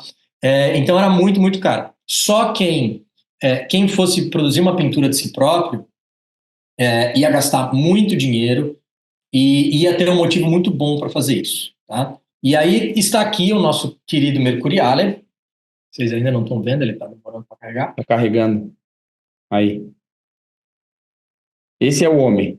Esse é o homem que contrata Lavínia Fontana, olha que interessante, uma pintora mulher, no Renascimento. Tá? Aqui de novo, né? Outra coisa, quando você abre os livros de história, os livros ou mal feitos ou feitos antes dos anos 50, 60, você tem a impressão de que só tem cueca na história, só existiu o homem, né? Não tem velho, não tem criança, não tem mulher, não tem vários membros plenos da sociedade não aparecem nas histórias que a gente escreveu antes dos anos 50 ou as histórias que são escritas com uma metodologia ruim. Né? Existiram sim muitas mulheres na história da arte, existiram sim muitas mulheres na história da literatura e da pintura. E um exemplo está aqui, Lavínia Fontana, que pinta esse quadro do Mercuriale entre 1587 e 1590. Tá? Olhem para essa imagem. Tá? Se o Neymar bate uma foto, se o Neymar pudesse bater só uma foto de si próprio hoje, vamos dizer, Neymar, você só tem uma fotografia para você levar para a tua ilha deserta, todas as outras vão ser destruídas. Tá? Possivelmente, eu não sei o que ele ia valorizar, mas possivelmente ele aparecer ele segurando uma bola, sei lá, um prêmio de foot shooter de ouro, sei lá o quê. Tá? Os atributos que as pessoas trazem para essa uma imagem revelam a sua identidade. Né, revelam o que elas valorizam da sua própria vida, revelam o seu grupo de novo, pense você, né? Se eu fosse ter só uma foto minha, quem que ia aparecer nessa foto? Como eu ia estar vestido? Ela ia ser de dia ou de noite? Ela ia ser formal ou informal? Ela ia, etc. Essas decisões revelam o que você valoriza na sua vida, o que você acha de você, etc. Né? Quem são os seus melhores amigos? Quem são os familiares que você gosta, que você não gosta, etc. Tá? Então, o que a gente está vendo nessa imagem aqui é a visão de mundo do Mercuriale, as coisas, porque ele disse para o pintor, eu quero assim, assim, assado. Tá? Quando você contrata uma banda para tocar no teu casamento, você não quer que eles componham uma sinfonia inédita e você não vai descobrir na hora o que eles vão tocar. Não, você contrata uma banda para tocar X, Y, Z. Você diz para a banda, eu quero isso, e se eles não fizerem, está lá no contrato que você não vai pagar. Etc. Com o pintor, na Idade Média, é exatamente a mesma coisa. Quando ele contrata alguém, ele fala, eu quero meu retrato, eu quero estar sentado com tal e tal coisa no background, eu vou estar segurando tal coisa, você vai pintar e tarará. Então a gente vê, vejam no fundo, a gente vê um drapejo aqui de um veludo, tecido caro, né? Muito caro nessa época, especialmente porque não tinha industrialização, tinha que ser tudo feito à mão, né? Ou seja, hoje seria o equivalente de você ter uma Ferrari lá atrás, tá? Sim. Você vê instrumentos científicos, você vê um globo aqui, né, que você consegue... Isso aqui não é um globo terrestre, isso aqui é um globo celeste. Então, nessa cinta do meio, você tem os símbolos do zodíaco, então isso aqui servia para você conseguir estudar os astros, né? Então, é um instrumento científico. Então, ele está querendo dizer que ele é um intelectual, que ele é um homem de ciência. Veja como ele está vestido, casaco de pele, tá? Não tem sintéticos, é caro até hoje, etc. E ele está com um livro na mão, mostrando que, de novo, ele é um intelectual, que ele é um cientista, que ele escreveu um livro. Mas esse livro, você poderia imaginar que é o livro dele. Tá? Agora, olhe para a imagem do livro. Eu vou aumentar a imagem para você. Tá? O livro que ele está segurando, a gente não sabe qual livro é, por causa da imagem que aparece ali. Tá? E a imagem é o livro do Vesalius, é a imagem que o Tiziano Vecellio produz para o De Humani Corporis Fabrica, esse tratado anatômico que gera uma verdadeira revolução científica, né? E esse tratado do Mercuriale é publicado em 1569, né? Então, 16 anos depois da publicação do Vesalius, né? E ele está citando ipsis literis, né? Ele está com o livro aberto, mostrando a imagem para mostrar para a gente uma filiação. Eu sou tão importante quanto o Vesalius, eu aprendi com o Vesalius e agora eu estou levando esse conhecimento adiante. Eu estou contribuindo à ciência. Seria como... sei lá, um físico, o Sheldon Cooper, do Big Bang Theory, usando uma camiseta do Einstein, entendeu? Quando você está lá com o Einstein na tua camiseta, o que você quer dizer é, eu sou o novo Einstein, eu sou um descendente do Einstein. Você mostra a tua admiração e o teu respeito, mas você também diz, eu sou desse time aqui, esse é o meu time, essa é a minha galera, né? É exatamente isso que ele está fazendo. E eu acho muito relevante que ele faz isso via a imagem, né? Ele poderia estar escrito ali Andreas Vesalius e etc. Mas não, ele usa a composição artística, a imagem artística para fazer esse link. Então essa é, de novo, mais uma prova de que essa colaboração entre arte e ciência, ela é longeva, né? E ela é muito, muito, muito profunda. E ela entra nada de braçada no mundo também do exercício, né, na história. E não seria possível o Girolamo ter uma cópia daquele livro? Certamente ele tinha. Se ele não tinha na biblioteca dele, porque eram muito caros ainda, né, mas ele tinha acesso a isso de alguma forma. Mas, de fato, com certeza eram pouquíssimas cópias que existiam. Não, o do Humani Corporis Fabrica, muitas, né, porque aí o livro já era impresso, né, então... Mas assim, quando eu digo muitas, quantas que eu digo? Sei lá, umas 4.000, 5.000, tá? Então é muito em relação aos manuscritos da Idade Média, porque na Idade Média você tinha que copiar no lombo, na mão mesmo, né? Então assim, porque quando a gente diz assim, teatro grego, né? Tem muita coisa grega que se perdeu. Tem vários textos do Aristóteles que a gente sabe que existiu, porque as pessoas mencionam, mas a gente não tem mais esse texto. Por que se perdeu? Porque existia uma cópia, as pessoas não copiaram o suficiente, existiam, sei lá, 10 cópias. E essas cópias queimaram, apodreceram, foram jogadas fora, sei lá, ou estão enterradas em algum lugar aí, um dia, quem sabe, a gente descubra. Mas, assim, quando um trabalho se perdeu, é justamente porque as pessoas não copiaram o suficiente. Você pega textos como a Divina Comédia, por exemplo, um dos textos, um dos grandes, um dos maiores obras-primas da literatura de todos os tempos, e um dos textos mais adorados na Itália durante a Idade Média, profundamente amado pela igreja, muito copiado, tá? Muito copiado. Talvez a Divina Comédia seja o texto mais copiado da história da Idade Média italiana que não seja a Bíblia. Sabe quantas cópias tem? 148. Tá? Copiado pra caralho. 148. Tá? Porque, de novo, para você copiar, cara, um copista profissional copiava 2 páginas por dia. A Divina Comédia tem umas 1.000. Uma vaca, né? Você tirar o couro de uma vaca inteira dava para fazer 16 páginas. Então, para você fazer um texto com 1.000 páginas, cara, você precisava ter um rebanho inteiro. E, de novo, lembremos, uma vaca, hoje é caro, uma vaca, comprar uma vaca, para tu ver, ou custa uns 20 mil reais uma vaca, sabe? Então, assim, para você fazer um livro de 1.000 páginas, você precisava ter um rebanho inteiro, 400 vacas. Bota aí 20 mil reais vezes 400 e veja qual era o preço de um manuscrito final. Não é à toa que só tem 148 cópias. Tá? 148 cópias é cópia pra caralho. Significa que um monte de milionário maluco mandou fazer uma cópia para si próprio. Tá? Então, é por isso que na Idade Média circulava tão pouco. Era muito difícil, era muito demorado, era muito caro. Tanto que tem uma das grandes balelas, um dos grandes mitos da história é que na Idade Média a galera queimava livro. Só um imbecil absoluto queimaria um livro na Idade Média. Porque um livro equivalia a milhões e milhões de reais na época. Né? Então, se você conseguia pegar um livro, a última coisa no mundo que você ia fazer era botar fogo. Certamente. Sabe? Então, é muito depois que a suposta queima de livros vai acontecer, né? E, na verdade, é no século XX, né? Os nazis queimando livros, etc. Mas não é. Por quê? Porque daí passa a ser barato, você consegue reproduzir. Então, quando a gente compara, né? Na Idade Média, a maioria das obras tinham 3 cópias, 5 cópias, 10 cópias. E se você queria uma, você tinha que mandar alguém lá, tinha que mandar, né, contratar uma pessoa, mandar ela lá, ela ia ter que conseguir o material, copiar tudo, ia levar meses, talvez anos, né? E aí você ia ter a tua própria cópia. Então, quem que mandava fazer isso? Monarcas, basicamente, ou a igreja, né? Então, não eram os indivíduos que faziam isso, eram instituições, né? Quando a gente chega no Renascimento, você começa a produzir livros aos milhares, né? E aí isso causa um grande impacto. Eles passam a ser muito mais baratos, mas mesmo assim era um preço bem mais caro do que hoje em dia, né? Mas então, assim, ele possivelmente, o Mercuriale certamente teve acesso ao livro do Vesalius, possivelmente até tinha uma cópia, e o público dele também teria tido acesso para poder reconhecer aquela imagem ali.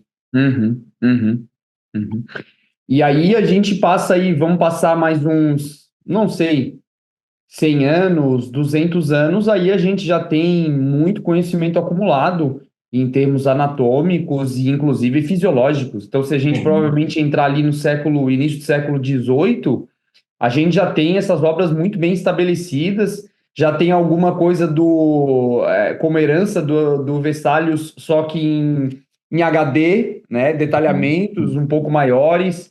A gente tem aí mais ou menos dessa época que eu lembro, assim, que me vem à cabeça a história do tipo assim, o avô da ginástica alemã começa a aparecer, porque ele escreve 2 livros de ginástica. Como é que era o nome? Era Johann Gutz, uma coisa assim.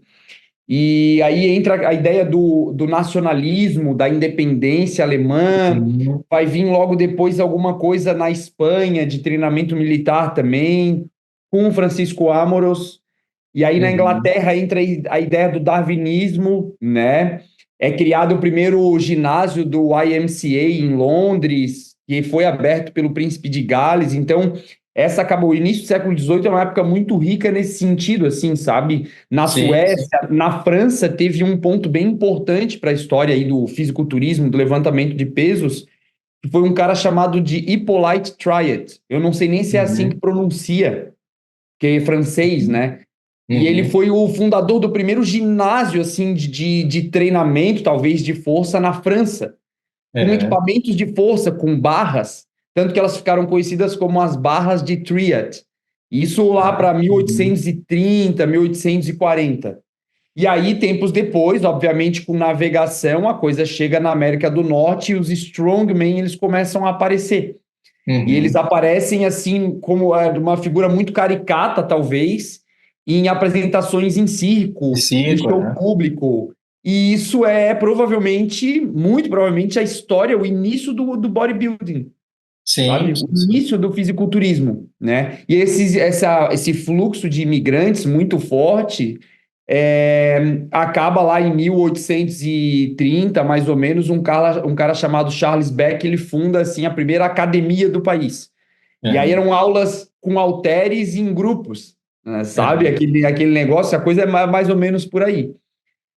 E aí o final do século XVIII, assim, pelo menos na ciência do exercício, ele é marcado por Claro, são vários pontos na história, marcado por um cara que chama Sargent. E a gente conhece na ciência do exercício por causa de um teste, que a gente chama de teste de Sargent, que é um teste de salto vertical, um teste para medir potência, desse indivíduo que chamava Dudley Sargent, que estuda em Harvard e tenta avaliar força. E esse finalzinho do século XIX aí ele já vai marcar várias passagens na ciência do exercício. Tipo assim, os caras já começavam a identificar algumas coisas importantes em sartório de cachorro. Foi Uhum. nessa época que identificaram a primeira vez hipertrofia. Os caras pegavam ali aqueles cachorros, botavam para treinar num programa de corrida de altíssima intensidade, tirava o sartório do cachorro e identificava, né? Pesava, né? Aham. Vamos pesar aqui mais ou menos como é que tá o peso do cachorro, e aí depois a gente pega, pesa depois e vê quanto é que aquela musculatura pesou, aumentou de tamanho, faz as medidas.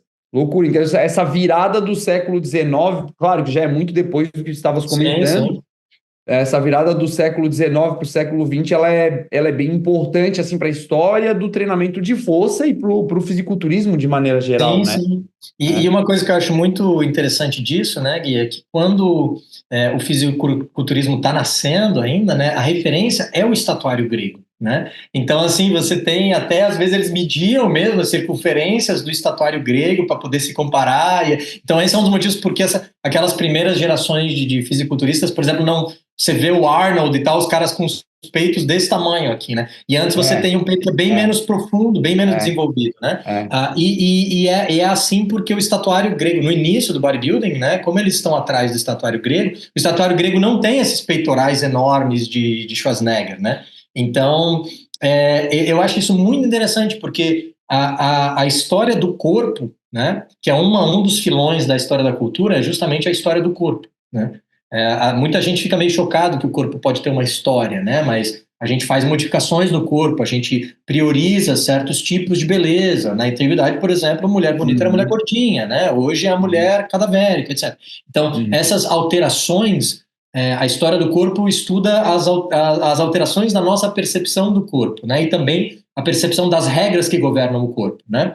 É, que são muitas, né? Que envolvem não só como o corpo deve parecer, mas também como você pode usar o teu corpo, né? A sexualidade entra aí no meio também, sei lá, a fineza de, sei lá, não arrotar em público também entra aí. Então a história do corpo é bem complexa, né? E quando a gente estuda a história do corpo, o fisiculturismo tá aí no meio, né? E é muito interessante como a visão grega vai ser constantemente revisitada, né?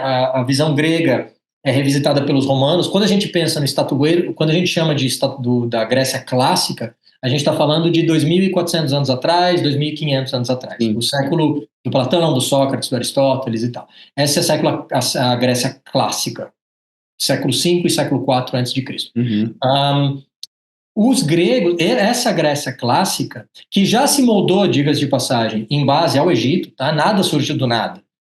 O estatuário egípcio, os templos egípcios influenciam os gregos fazem várias alterações, né? E aí os gregos vão influenciar Roma. Quando a gente fala em Roma clássica, a gente está pensando na Roma do ano zero, tá? Roma do século I, contemporânea a Cristo. Tá? Essa é a Roma clássica. Quando a gente fala clássico na Grécia, é 2.500 anos atrás. Quando a gente fala clássico na Roma, é 2.000 anos atrás. Ah, Então não vejam que sabia. tem um espaço de tempo aí que é bastante coisa, Uhum, equivalente ao uhum, Brasil colonizado a partir uhum. de 1500.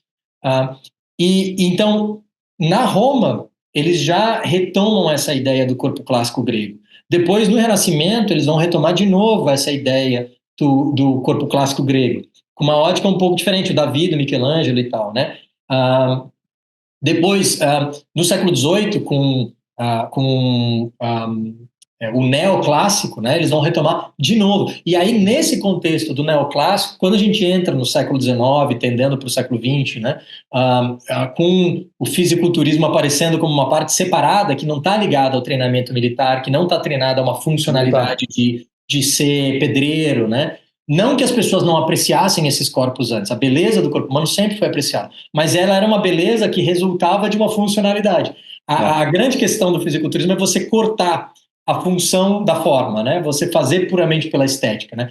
E eu acho fascinante que nos primeiros estágios do fisiculturismo a referência continue sendo de novo o corpo, o neoclássico que vai para o Renascimento, que vai para os romanos, que vai para os gregos, que vai para os egípcios e que assim vai, né? Então é bem interessante porque o fisiculturismo também a nossa ideia, né, que a gente, quando você vê no filme, nos filmes, assim, sei lá, nas novelas, aparece o fisiculturista lá, sempre é um cara, assim, né, meio bobalhão, assim, né?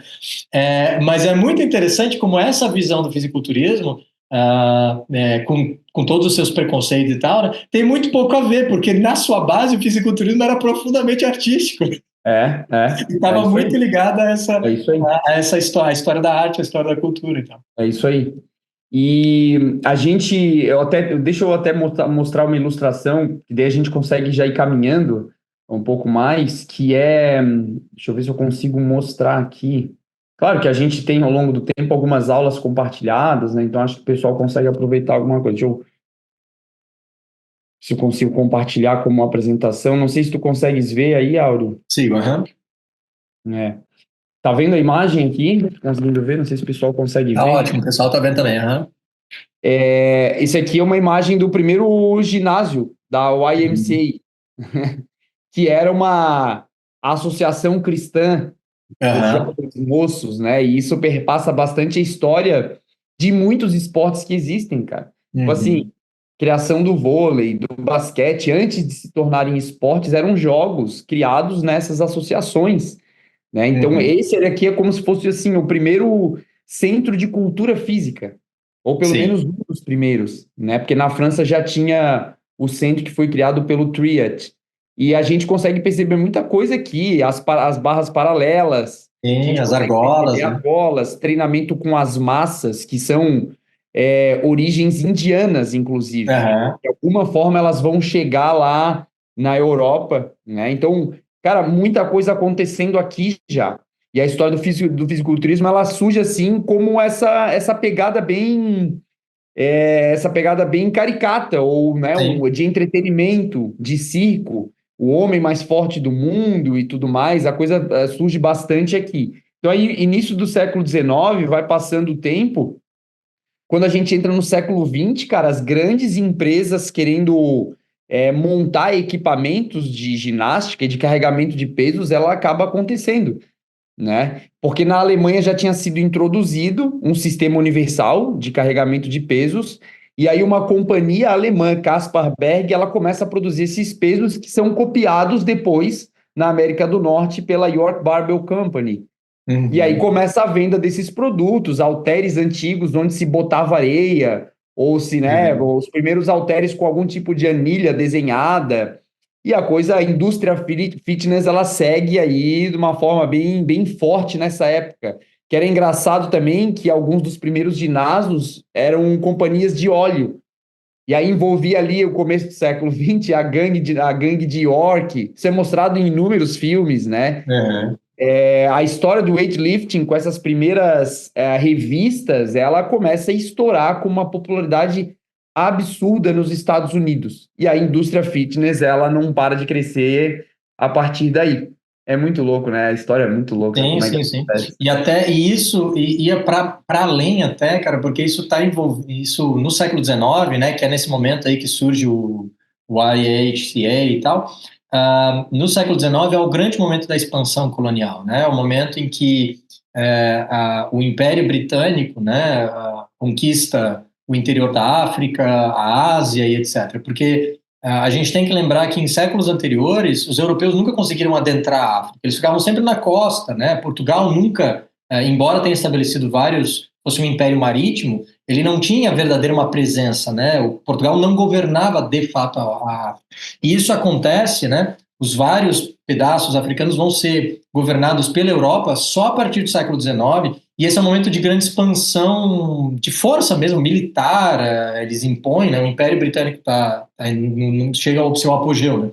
E aí surge uma outra coisa, cara, que é essa questão do treinamento físico, ele também está associado a um treinamento moral, né? Existe essa ideia meio de conto de fadas, que se você é bonito, você é bom, e se você é malvado, você é feio, né? A Muito, questão da bruxa, né? A bruxa, ela tem que ser grotesca, porque né? a gente parte do pressuposto de que a aparência externa reflete a aparência interna, ela é É. corrupta moralmente, e por isso que ela é feia, a bruxa nos filmes da Disney, né? Uhum. Que é uma visão cultural balela, né? É. Aonde que É. uma pessoa, né? E aí vai. Mas uma coisa que essa conexão entre interior e exterior vai gerar uma coisa bizarra, fascinante, justamente por causa disso, que se chama Muscular Christianity, tá? Conheço Cristianismo parte da musculoso. história.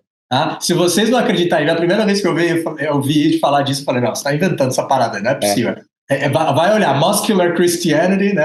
Para é, quem não é. acreditar em mim, e que justamente é um tipo de visão que surge na Inglaterra e se populariza a partir de lá, justamente que está ligada à colonização, que é essa ideia que você está levando a civilização, que você está um monte de ideias super carregadas ideologicamente, né?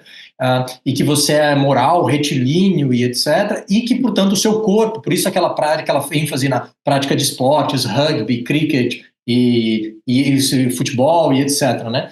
Justamente porque a educação dos escoteiros está profundamente ligada a essa visão da muscular Christianity e tudo mais. Então, Aham. você pensar, né, cara, essa questão da prática física e do cultivo da força vai muito além do fisiculturismo para chegar em cristianismo, cara. Da É, onde você vai pensar, é. não, tem uma ligação entre Schwarzenegger e cristianismo?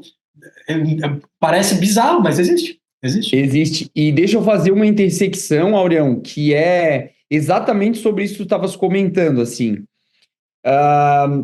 Entre as décadas de 20 e 40, teve um cara que marca, talvez também um dos inícios da história do fisiculturismo competitivo e da venda de programas de treino, de força, que é um ítalo-americano que se denominou Charles Atlas, e não se denominou Atlas Claro, à toa. claro. Ele cria um programa que ele chamou de Dynamic Tension. Então, ele era um produto que ele acabou fazendo sucesso na época porque exaltava essas qualidades masculinas, né? Uhum. E numa época que, segundo alguns historiadores, a masculinidade branca ela estava sendo ameaçada por Uhum. diferentes motivos. Deixa eu desconectou meu microfone aqui. Vou manter o Não, áudio bom, tá né? Pelo funcionando de menos boa. isso. Espera aí, rapidinho.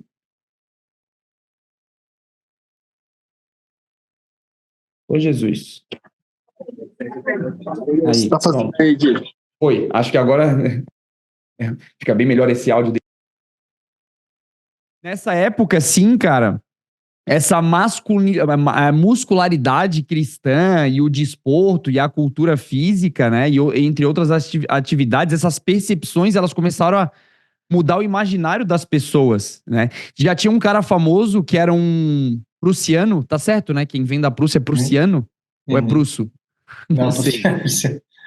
O Eugene Sandel, ele é bem conhecido, né, no mundo do fisiculturismo, né, que para alguns era a encarnação da cultura física e tal. É, o que aconteceu nessa época, especialmente em 1910, esse é só um dos fatos, que um preto boxeador ganha de um branco, cara. O Jack Uhum. Johnson ganhou do Jim Jeffries. E esse foi só mais um contribuinte do porquê que algum tipo de masculinidade branca ela estava sendo ameaçada. Uhum. E o Ângelo Siciliano, que se denominou Charles Atlas, ali a partir de 1920 ele pega e começa a surfar essa onda de masculinidade branca ameaçada e começa a vender programas para brancos, tanto que as notícias eram especificamente assim. E a coisa era muito apelativa. Era muito Uhum. apelativa mesmo. Era nesse sentido aqui, ó. O cara soltava num jornal. Aqui, Uhum. esse à esquerda conta a história, e também as páginas de jornais e o Charles Atlas publicavam isso de várias maneiras diferentes, né? Mais ou menos com a mesma base histórica. Aqui, quando segue o meu mouse, segue a historinha do Mac, que é um Uhum. garoto franzino que vai pra praia com a esposa, com a namorada, e encontra um valentão que dá um soco nele, joga areia e ó, para você ver o que é um homem de verdade. Aí vem no final o Charles Atlas falando, né? Eu posso fazer de você um novo homem, me dê apenas 15 minutos por dia. Então, essa Uhum. foi uma época que o Ângelo Siciliano ou o Charles Atlas ele comercializou esse programa de exercícios e isso estava, de alguma forma, ligado ao que era chamado de darwinismo social. Uhum. Então, ele era um imigrante italiano, franzino, de 44, 50 quilos, que, segundo ele, ele venceu a competição do homem mais perfeito do mundo, tá? Que era uma competição, assim, promovida por um cara chamado McFadden, ele é bem conhecido, né? Então ele era o cara que começou a pregar essa vida saudável, que era reminiscente da muscularidade cristã. Sim. E ele acabou criando esse programa e a coisa cresceu muito, né? E aí isso se deve, assim, os primeiros programas de treinamento com pesos. Depois isso vai dar continuidade com o que a gente chama de Brother Irons, ou Iron Brothers, né? Que é os irmãos Wilder, onde já tinha cartilhas de treinamento muito semelhantes a tudo que a gente treina hoje.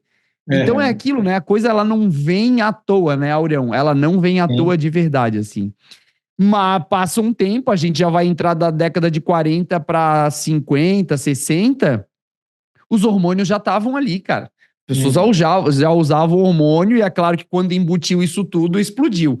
Aí a década de 60, meio que aí a coisa desanda, entre aspas, né? E estamos onde estamos hoje. Né? E a gente vive na educação física meio que uma intersecção entre isso tudo, sabe? Especialmente a gente que trabalha com ciência do treinamento de força, que tem algum objetivo não estético, mas um objetivo específico, esportivo, de desempenho ou de saúde, a gente se contrasta na área com a ideia do fisiculturismo, de influencers. E aqui, né, como eu falei no podcast do Wesley ontem, não tenho nada contra o fisiculturismo. De verdade, eu entendo o fisiculturismo como uma construção de cultura corporal de movimento que aconteceu ao longo do tempo. O culto ao corpo está aí, acabamos de falar. Estamos 2 horas falando sobre isso, né? A questão não é essa. A questão é que a história acaba nos trazendo para, cara, sempre correram paralelamente ciência e a prática nas academias, no fisiculturismo, no circo e etc. Hoje em dia a gente está juntando, tanto que a gente está hoje na ciência tentando responder a perguntas que foram feitas ou testadas 100 anos atrás, né? Sim. Esses primeiros aparecimentos aí. Então, de todo, é muito interessante ver como é que toda essa história ela vem se desenrolando, assim, sabe? Sim, sim, sim. Ali na década de 20, cara, foi quando já descobrem o ATP, então já descobriram unidades motoras em gatos, como é que estava funcionando o sistema neuromuscular, tudo começa nesse início. Né? E esses caras, eles, na parte prática, nos clubes de treinamento, eles já estavam bem preocupados em formar um clã, mais ou menos assim, e fazer o próprio nome. Tanto que esses mesmos indivíduos que criavam esses métodos também eram editores e criadores das primeiras revistas, né? Que envolviam, de alguma forma, Strength and Health. Né? E aí a coisa sempre ligando já nessa época. Então, ao mesmo tempo que eles publicavam as revistas, eles divulgavam os próprios métodos e retroalimentavam a própria história e a própria importância. Criaram-se como próprias lendas em si só, percebe? Algo do tipo. E aí o treinamento de força, ele entra ali na década de 40, cara, com um cara bem importante que chama Thomas Delorme, que talvez tenha feito o primeiro ensaio clínico. A gente já tá falando ali de época de Segunda Guerra Mundial. Então esse cara, ele ficou como um médico, ele ficou responsável por um departamento lá de reabilitação num hospital e ele começa a utilizar o treinamento de força para fins terapêuticos em 1945, porque começava a reparar o quê? Começava a chegar um monte de acidentado de guerra no hospital, começava a encher as pessoas e ele começava a perceber que o grande problema não era falta de corpo médico ou enfermaria. O problema é que as pessoas não saíam dali. Então ele começou já tinha algum histórico de treinamento e começou a trazer as coisas e aí desanda. Os mesmos métodos utilizados de 3 séries de 15 e de 12 eram as mesmas coisas que eram feitas nessa época. Com tempos de intervalo muito semelhantes e tudo mais. O próprio Pilates também vai estar ligado a esse contexto. Bem, né? Nessa época. Nessa época. A história de Joseph Pilates, ela é muito interessante, assim. Me ajuda a datar qual é a época da febre amarela. Tem muitas, né? Tem muitas, né?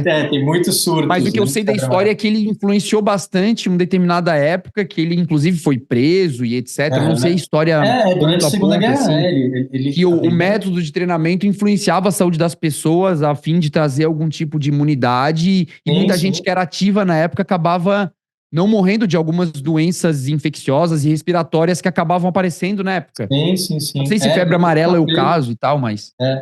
ele chegou a ficar preso na Inglaterra, né? Então é bem nesse contexto aí, pós-Primeira Guerra, ao redor da Segunda Guerra, bem...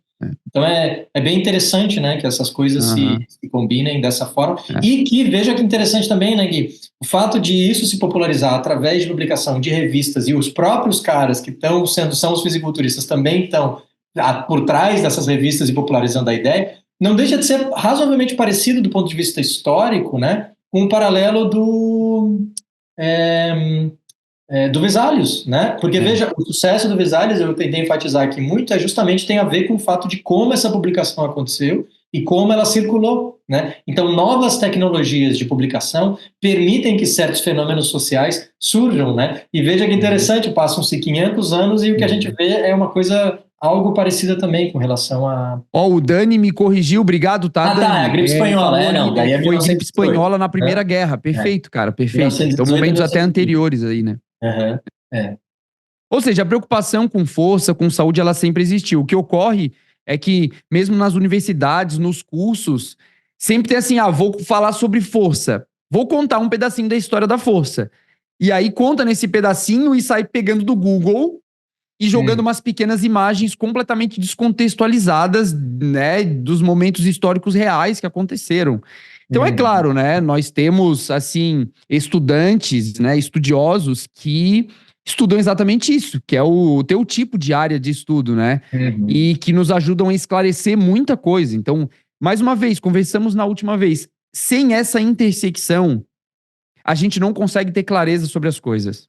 Sim, claro, com certeza. Né? Porque... Não tem jeito, assim. Sim, porque a história da saúde é história, né? E, portanto, se a gente quer fazer essa intersecção entre o que aconteceu no passado e com arte, você precisa ter profissionais que são formados nisso. É de grande arrogância a gente achar que em 6 meses eu vou ler 2 livros sobre o assunto e eu vou aprender a fazer o que os caras levam a carreira inteira fazendo. Da mesma forma como você não se forma educador físico fazendo um cursinho de 2 dias de formação de, sei lá, professor de CrossFit, você não, é óbvio que você não vai ter o mesmo gabarito de um profissional da área de 20 anos. A mesma coisa se aplica na história, a mesma coisa se aplica na história da arte, ou na literatura, ou nas artes de modo geral. Então, qual que é o melhor dos mundos possíveis? É você pegar 2 profissionais, ou vários profissionais, um time de profissionais que tem cada uma a sua experiência, conversando e encontrando os laços em comum e fazendo algo juntos, né? Esse é o... Já passou o tempo de que dessa ciência feita de forma heróica e individualista, né? Um cara faz tudo. Não é assim que funciona. Nunca foi assim que funciona, na real. É só nos filmes que o cara é o Victor Frankenstein, vai lá e cria, faz todas as etapas científicas e chega ao produto final. Não existe. O monstrão. Isso não existe, nunca existiu. E não é assim que a ciência é feita e não é assim que a arte é feita também, né? E que a história é produzida. Mas a gente finge nos filmes, na forma como a gente conta, a gente finge que é assim. As histórias dos grandes indivíduos, dos grandes gênios, não acontece dessa forma. Descontextualizadas. E pasmem, né, Aureão? É assim ainda hoje, vai. Quando você vai fazer um concurso, um processo seletivo, você é avaliado pelo currículo individual. Só que naquela quantidade de artigos que tem ali, tem outras tantas pessoas que contribuíram para aquilo. Você é pontuado mesmo que você seja o terceiro nome naquela linha de produção ali, sabe? Como um coautor ou um quarto nome, muitas vezes até sem muita participação. O que mais tem? Currículos extensos, com muito artigo, só que se você pedir para o pesquisador ali, olha, vou pensar esse artigo teu aqui, me explica ele. O cara tem 400 artigos lá, mas se pegar aquilo ali, ele não vai saber dizer. Só que, poxa, não participou? É mais ou menos assim, né? E a pessoa, ela acaba meio que criando um mito em si própria.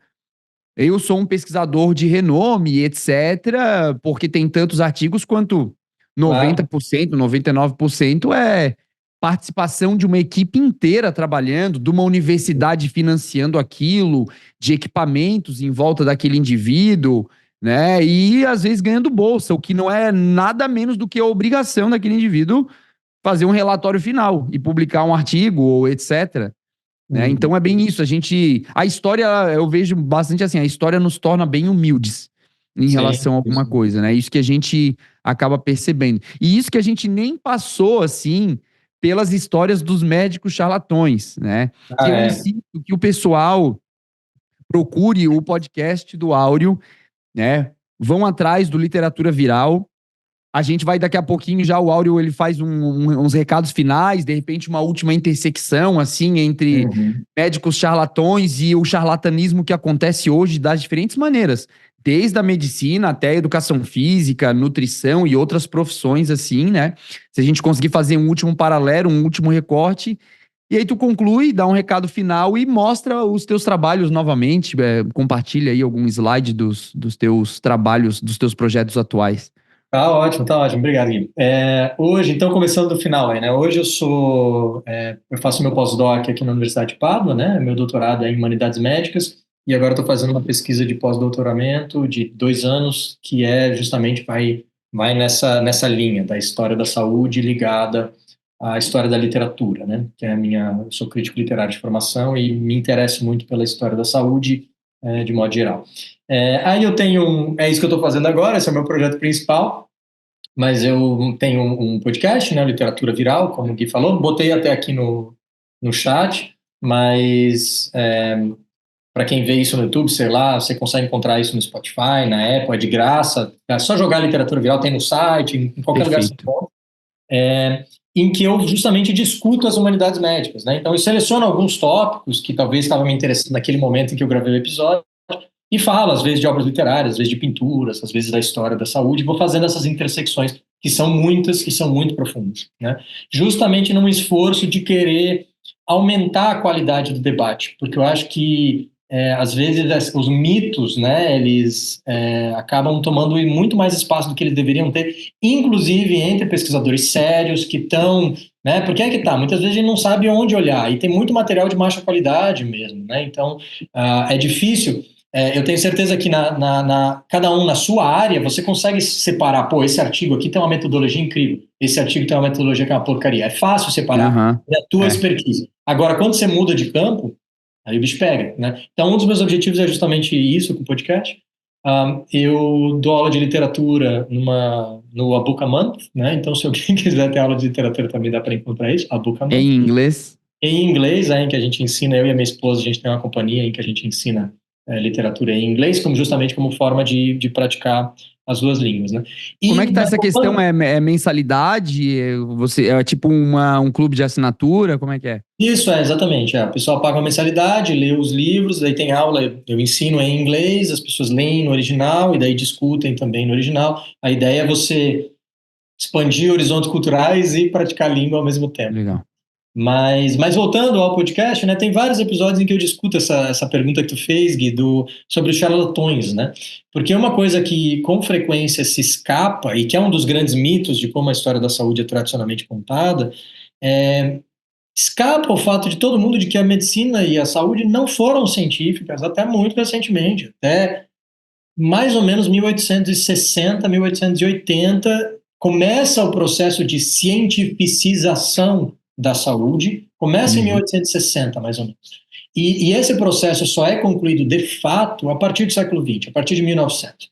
Por exemplo, jaleco nunca foi símbolo de medicina. Nunca. Começou a ser símbolo de medicina a partir de 1910, 1920. Quem usava jaleco eram os químicos. Quem usava jaleco era quem trabalhava em laboratório.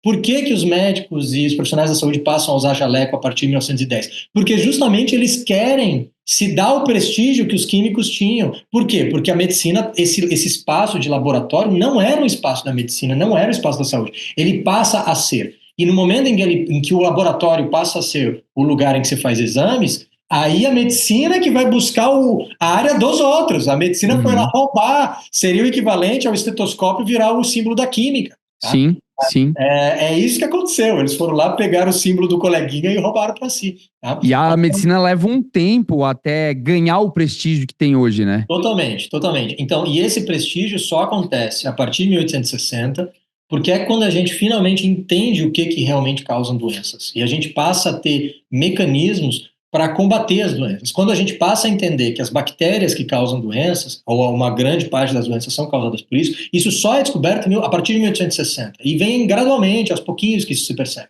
Quando você percebe isso, você começa a prevenir doença. Isso é a coisa mais importante na história. A prevenção não é o medicamentoso, lá, a solução final, né? Depois disso, a partir de 1890, você começa a perceber que existem vetores. Os primeiros vetores são descobertos na década de 1890. Então, a parasitologia vai entrar, né, vai se combinar a bacteriologia, e aí você vai estudar o estudo dos insetos com o estudo das bactérias, você vai descobrir o estudo dos vetores, vai surgir a chamada medicina tropical, né, já em 1900. Então, é a partir daí, vacinas já se tinha desde o final do século XVIII, mas ninguém sabia por que as vacinas funcionavam. E, na verdade, não existiam vacinas no plural, só existia uma vacina. Tá? Que era da varíola e que ninguém sabia como é que funcionava. O Pasteur, em 1880, vai, pela primeira vez, inventar as vacinas, porque ele vai descobrir o processo por trás da única vacina que existia e ele vai conseguir criar novas vacinas. Então, um dos primeiros kits, né, uma dos instrumentos milagrosos, absolutamente revolucionários, um dos maiores triunfos, não só da história da medicina, não só da história da saúde, mas um dos maiores triunfos da história humana são as vacinas. Elas vão surgir a partir de 1880, mas especialmente no século XX. Os antibióticos, que ganham muito mais, são muito mais elogiados do que as vacinas, estão errados. As vacinas salvaram muito mais vidas e salvam muito mais vidas do que os antibióticos. Tá? Os antibióticos é um esplendor, a descoberta dos antibióticos a partir de 1930 e 40, sim, é muito importante, mas isso é inferior ao impacto histórico que as vacinas tiveram. Então, mesmo quando a gente celebra, muitas vezes a gente celebra as coisas erradas e nas proporções erradas, sabe? Então, antes de todo esse processo começar, a partir de 1860, a medicina não era científica. E, basicamente, a gente tem estatística que comprova, isso é um dado, é um ponto pacífico. A pior coisa que você podia fazer antes de 1860, se você ficasse doente, era ir no médico. Porque quando você olha a taxa de pessoas, a taxa de mortalidade, de quem não fazia nada, de quem tomava o chazinho da tia Joana, e de quem ia no médico e fazia o que o médico mandava, a taxa de mortalidade dos hospitais é bizarra, é grotesca. A taxa de mortalidade dos médicos, o que o médico quer fazer? Pegar e te sangrar, né? Então, assim, o melhor exemplo é o George Washington, né? Que morreu tiraram 4 litros de sangue do cara. Então, basicamente, mataram o cara de hemorragia. Mataram o cara de hemorragia, basicamente. Então, tiraram 80% do... Exatamente, o cara tava com uma dor de garganta. 5, 6 litros? O cara tava com uma dor de garganta, aí veio um médico, tirou um pouco de sangue para ver se melhorava. Não melhorou. Chamaram um segundo, conversaram, tiraram mais sangue. Veio um terceiro, conversaram, tiraram mais sangue. E assim foi, mataram o cara. O cara pegou uma amidalite e morreu. Morreu de hemorragia. Então, assim, e não é um Zé Mané, né? A gente tá falando do então presidente dos Estados Unidos. Os caras mataram o presidente dos Estados Unidos. Tá? Então, para você ver, a medicina sempre foi profundamente ligada ao charlatanismo, sempre foi. Tá? O que não significa, por quê? Porque a teoria estava errada. A galera não sabia o que causava doenças, porque o Hipócrates, lembremos, o Hipócrates estava errado em tudo. Não é um pouquinho errado. Ele estava errado em absolutamente tudo. A teoria do Hipócrates é um equivalente do zodíaco. Tá? É baseada em absolutamente nada, é baseada em ar. Tá? E o que não implica que, na prática, ele não fosse capaz de ter certas terapias e de conseguir prevenir doenças. Os médicos, assim como a medicina folclórica, assim como as tradições de farmacologia folclóricas, né, populares, eles têm sim um certo grau de funcionalidade na prática, mas a teoria hipocrática estava completamente errada. Então, isso é um dos motivos do porquê que eu disse na aula na vez passada que a gente não deve dizer que Hipócrates é o pai da medicina, porque se a gente disser que ele a gente não tem distinção. Tá? A gente está correndo para um esoterismo... Total. O Hipócrates ocupa esse espaço também do esoterismo. Tá? Então, o charlatanismo foi um companheiro constante da história da saúde e da medicina em especial, ao longo de toda a história. Tanto que quando você vê médicos aparecendo em pinturas em 1600 ou aparecendo em peças de teatro em 1700, é só para ser avacalhado. Ninguém respeita a medicina antes do século XX. Ninguém. Tem uma pintura do Goya, tá? O grande pintor espanhol do século XVIII, né? Em que o nome da pintura é Do que ele morrerá. E daí é um paciente e o médico está tirando o pulso do paciente. E o médico é um asno, literalmente, é um burro com orelhinhas de burro, cara de burro, entende? Então isso era como é o médico, é o burro, sabe?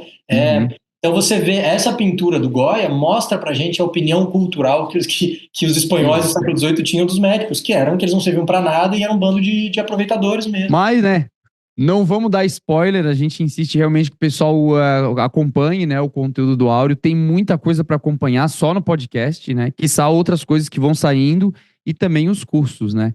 Então, Aureão, cara, a gente não podia ter começado melhor os nossos 2 primeiros encontros, as nossas 2 primeiras lives no exercício baseado em evidência, porque eu acho que a gente está, traçando a história da evidência em si. E sem preconceito, entendendo que as coisas têm um processo natural de acontecer, com contextos sociais muito distintos, mas hoje, com clareza, a gente tem que entender esses contextos históricos e tem que agir conforme.